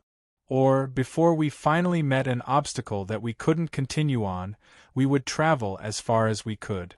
When we walked out of the Domain Lord's mansion that had just been robbed and headed to the next noble's territory, I almost couldn't help but laugh out loud when I saw Samuel, who had been furious just yesterday, politely bidding farewell to Lilith. There was even a knife wound left by a chicken bone on his neck. Samuel's neck was still visible, and I almost laughed out loud. Ghoul, Dan. Rex, perhaps there are even funnier ways to die in this world than yours. Chapter 272. If anyone who had been to Port Victoria before went there again, they would never be able to recognize this formerly prosperous city. Dimensional overlaps had transformed this place into a unique dimension that was rarely seen in the world. This place was both a part of the undead plane and a part of the mortal plane, but also a part of neither. Judging from how undead Emperor Aso had personally arrived, it was highly likely that the death plane on the other side was the infamous desecration plane. That would be even scarier. Obviously, after the dimensional descent was completed, an endless undead army would enter the mortal plane through that entrance. However, the undead hadn't achieved their goal. According to the original undead emperor's will, after this place became a land of death, they would be able to move a large number of undead from the undead plane and gradually invade and expand this place into their own territory. At the very least, the natural laws of the undead plane would allow this city to become the new capital of death. Countless dead would crawl out of their graves, and the undead plane without any sunrise would basically be heaven for the undead. Even the undead lords would be able to enter the mortal plane through this entrance. Although the newly formed undead army might not be able to leave this area in a short period of time, with multiple undead emperors occupying this area, the undead with absolute power would no longer be afraid of any challenges. A new undead calamity wouldn't be far away. This was precisely why the Holy Church had unhesitatingly started a holy war. Unfortunately, there was a small mistake in their plan. Currently, Port Victoria and the surrounding port area were divided into two distinct regions. One was the undead plane that belonged to the undead. The other was a lush, emerald green forest under the sunlight. The trees were growing at a furious rate, and the greenery that covered the sky was a symbol of endless life force. The mysterious sun was also something the undead hated. The powers of life and death clashed against each other. The faint green mist released by the forest fought against the grayish-black aura of death. The undead plane's entrance, which should have been opened, was now forcefully stuck. This unique region was beginning to break away from the control of the two planes. The undead's vanguard army kept rushing over from the undead plane, but this magical forest was actually evolving and growing. Near the entrance of the forest, two groups of people were engaged in a cruel battle. One group was naturally the undead army, while the other group wasn't just a bunch of magical plants that couldn't move. These, native residents, were more like the descendants of a primitive tribe. Just by looking at their appearance, one could guess that this was definitely not a life form that had ever existed in this world. Most of them were humanoid, and their seemingly slender limbs were unexpectedly thick and powerful. They could easily lift objects that were several times their own weight. There were giants of different heights and sizes, ranging from less than half a meter to more than 10 meters tall. What they had in common was that they had emerald green hair, bark-like armor on their skin, and thorns and magical vines that wrapped around their bodies like clothes. Their bodies seemed to have obvious plant characteristics. From a distance, their elegant figures and beautiful faces, as well as their vigorous figures in the forest, made them resemble forest elves. However, from a closer look at their performance in battle, no one would mistake them for the delicate and sensitive elves. Their fighting style wasn't methodical at all. They only relied on their physical instincts, and their attacks were even more barbaric than barbarians. However, they were so powerful and shamelessly powerful. That's right, shameless. The undead would have to worry about their own soul fire being extinguished. Although they wouldn't die from serious damage to their limbs, their combat strength would be crippled. Yet, these plant lifeforms' attacks were all about taking their enemies down with them. Most of them fought in groups. The ones standing at the very front were the taller and stronger ones. They were incredibly strong in melee combat, and the vines behind them were as agile as their arms. Their joints would twist and turn as they pleased in battle. Their lack of fighting style also meant that they were incredibly difficult to predict. Melee combat units that didn't feel any pain and were incredibly strong were already difficult enough to deal with. Not only that, these plant lifeforms had an undying attribute that was even more ridiculous than the undead. Their heads were chopped off? If they retreated just a little, their heads would grow back. The tall tree giants were so excited about fighting that they directly tore off their own right arms and tossed them out, causing a large number of skeletons to explode. But that wasn't the end of it. Under the illumination of a green light, the broken pieces transformed into a new group of tiny treants that attacked in a new wave of attack. What the high-level undead feared the most was that after they finally destroyed one of these abnormal tree lifeforms, a green flame would suddenly escape from the broken piece and enter a nearby tree. After a short while, a brand new tree warrior would emerge from the tree and join the battle. Not only that, this wasn't a simple undying body.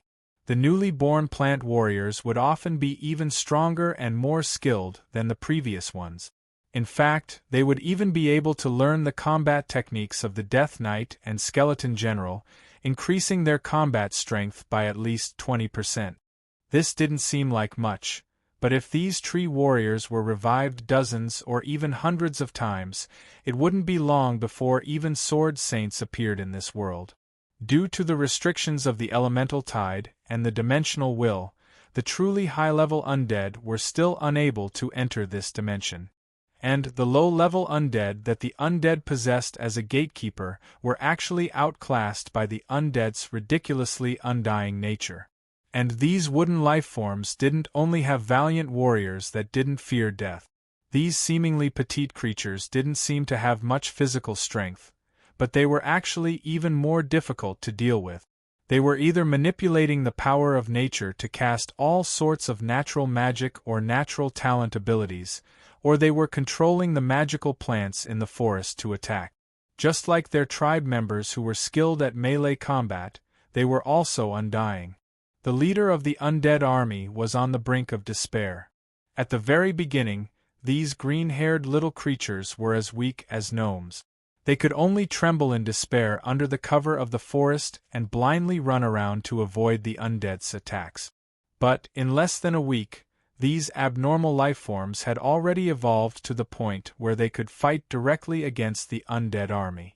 That's right, these plant lifeforms were all independent individuals with emotions and thoughts. In fact, they had even developed their own language thanks to this forest's nurturing.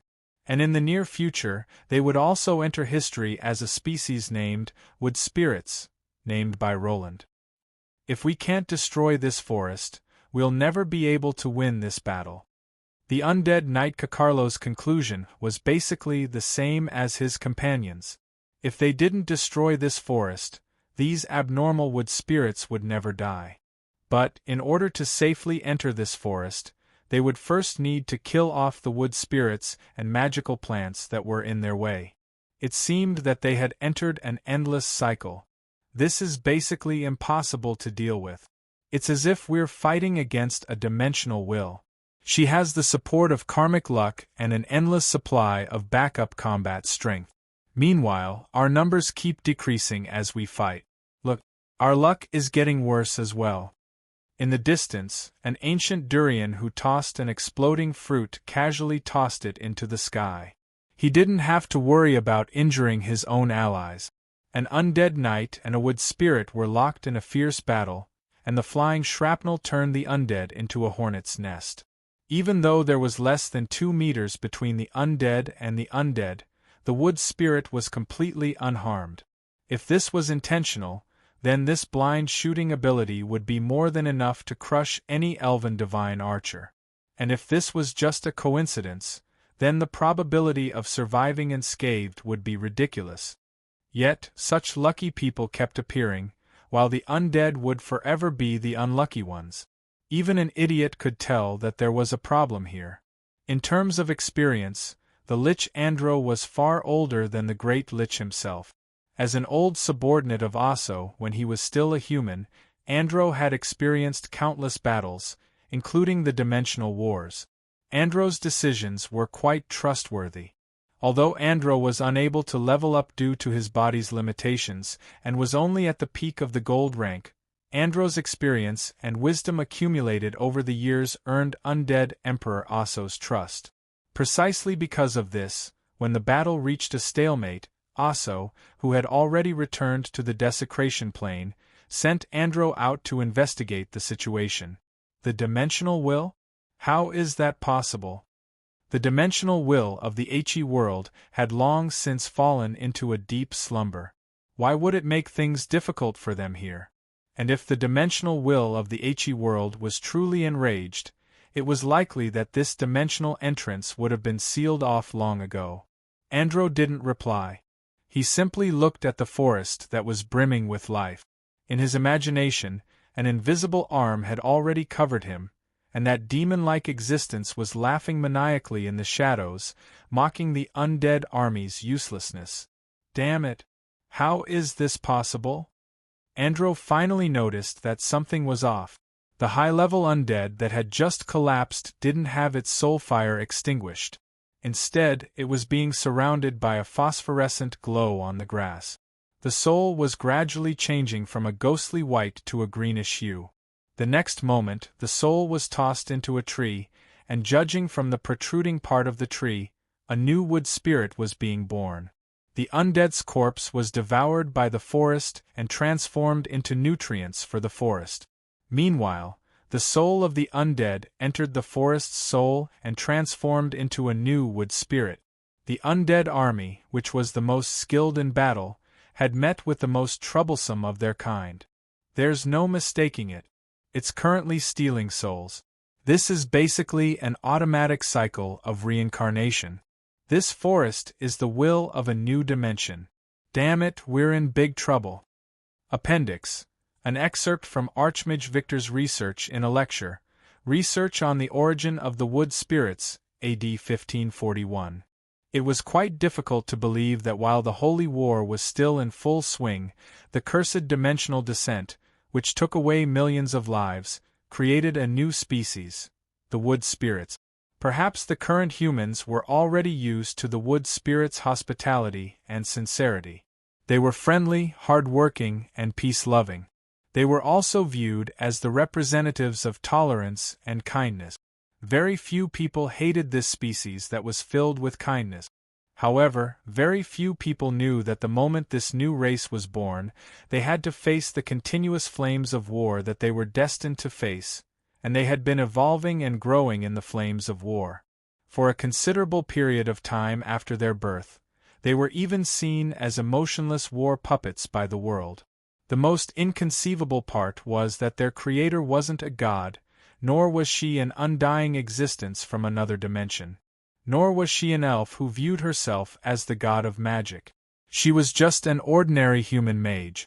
That's right, there was no need to doubt that Amelia Milan was the same as you and I, who were listening to my lecture.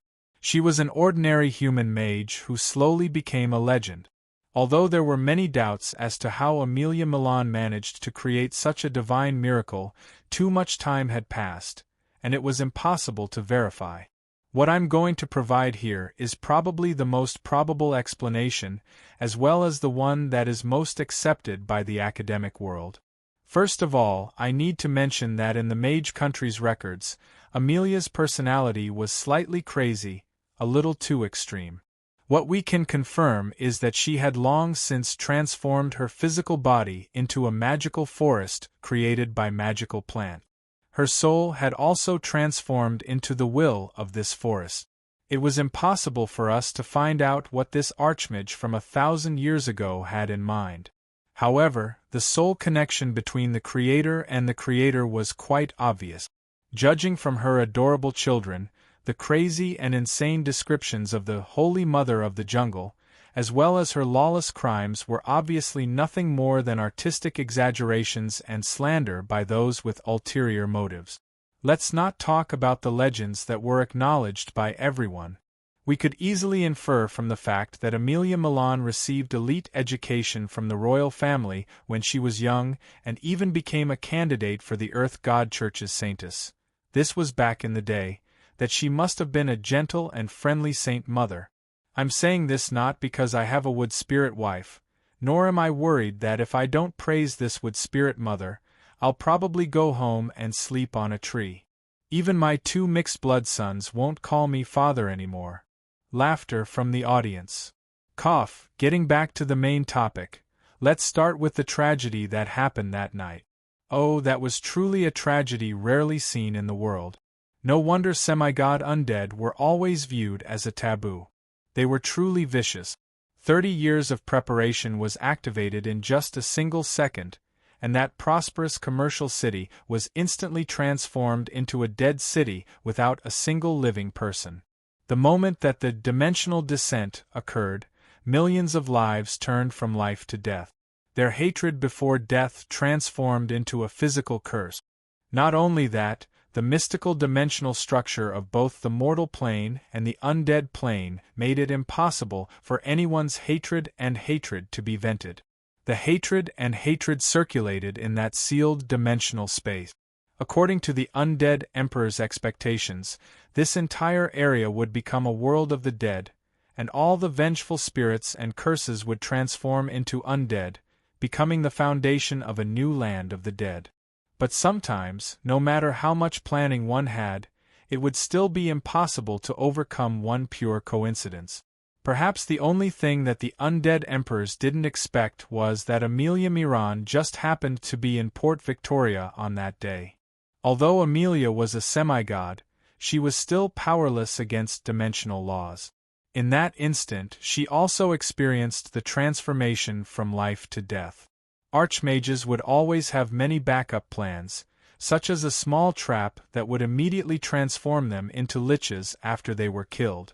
And just as I mentioned before, Amelia's entire body had transformed into a magical forest. Her transformation from life to death had only transformed her into a magical forest that had lost its consciousness. At the time, the undead plane that was connected to the mortal plane didn't have any plant. The dimensional laws also didn't have the existence of undead plant. At that instant, Amelia became a bug in the dimensional laws. She was both a collection of living plants, as well as an undead that complied with the dimensional laws. In just a short instant, she became the only living person in this tiny plane who had reached the level of a god. And just like that, she mysteriously obtained control over this newly born plane. That's right, it was an independent plane, not an intersection between two planes. The result of Victoria Harbour being stuck between the undead plane and the mortal plane was the creation of a relatively independent plane. And when the will of this plane's ruler was chosen, the descending process of this plane would stop. The newly born plane would instinctively search for a powerful will that was strong enough to bear the weight of the entire world. And the first will that was born in this plane would become the only candidate. Not only that, this existence just happened to be a soul that possessed semi-god power, so it naturally became the best choice among the best. As for information about the plane and the textual evidence that we used to come to this conclusion, you can check out Grand Mage Heloise's The Relativity of Space and Time, and Grand Mage Roland Mist's 18 Rules of Dimensional Travel, 28th Revised Edition. This is probably the final edition. Oh right, there were many academic works written by Roland Mist, but at least half of them were compilations of legends and novels, which were obviously fake works written by later generations. Usually, anything with more than 20 revised editions would be considered authentic, so make sure you don't get it wrong. Yep, getting back to the topic, when this temporary world chose Grand Mage Amelia as the ruler of this plane, Amelia just happened to lose her consciousness. The forest that was her physical body began to instinctively evolve, and countless vengeful spirits found a shelter to seek refuge in. The plane's will had absolute control over the souls of its residents. This was one of the basic laws that Grand Mage Roland had researched, and because of a freak combination of factors, the Holy Mother of the Forest, Amelia, who had an extremely strong maternal nature to begin with, took in those souls and began to search for new chances for reincarnation. The plane's will was capable of creating life in the plane, and only the creator goddesses were capable of reaching the true divine realm. This was the second basic law that Grand Mage Roland had proposed. And so, because of a freak combination of factors, the Holy Mother of the Forest used humans and elves as models, as well as the structure of her own commonly seen trance. Using magical plants as a blueprint, she began to evolve and naturally created the first generation of wood spirits, the first wood spirit. The plane's will was composed of order and chaos. The most basic power of order was space and time, while the most basic power of chaos was evolution. This was the third law that Grand Mage Roland had concluded. In front of the dimensional will's power of order, twisting space and time wasn't much of a problem at all. It wasn't impossible to accomplish 1,000,000 years' worth of evolution in an instant. The threat of the undead plane caused the Holy Mother of the Forest to instinctively increase the speed at which her people evolved. And after receiving the blessings of time and evolution, the wood spirits, as the world's favored children, rapidly evolved in that world, developing their own history, culture, and inheritances. The long and drawn-out war against the undead army sharpened this new species' survival abilities and will. That was how the wood spirits of today came to be. They were a contradictory species that excelled in combat, yet were also kind and amiable. As for why the wood spirits were used to calling Grand Mage Roland, my father. Was class over? Alright then, if you wanted to hear more gossip, then please listen to the next class.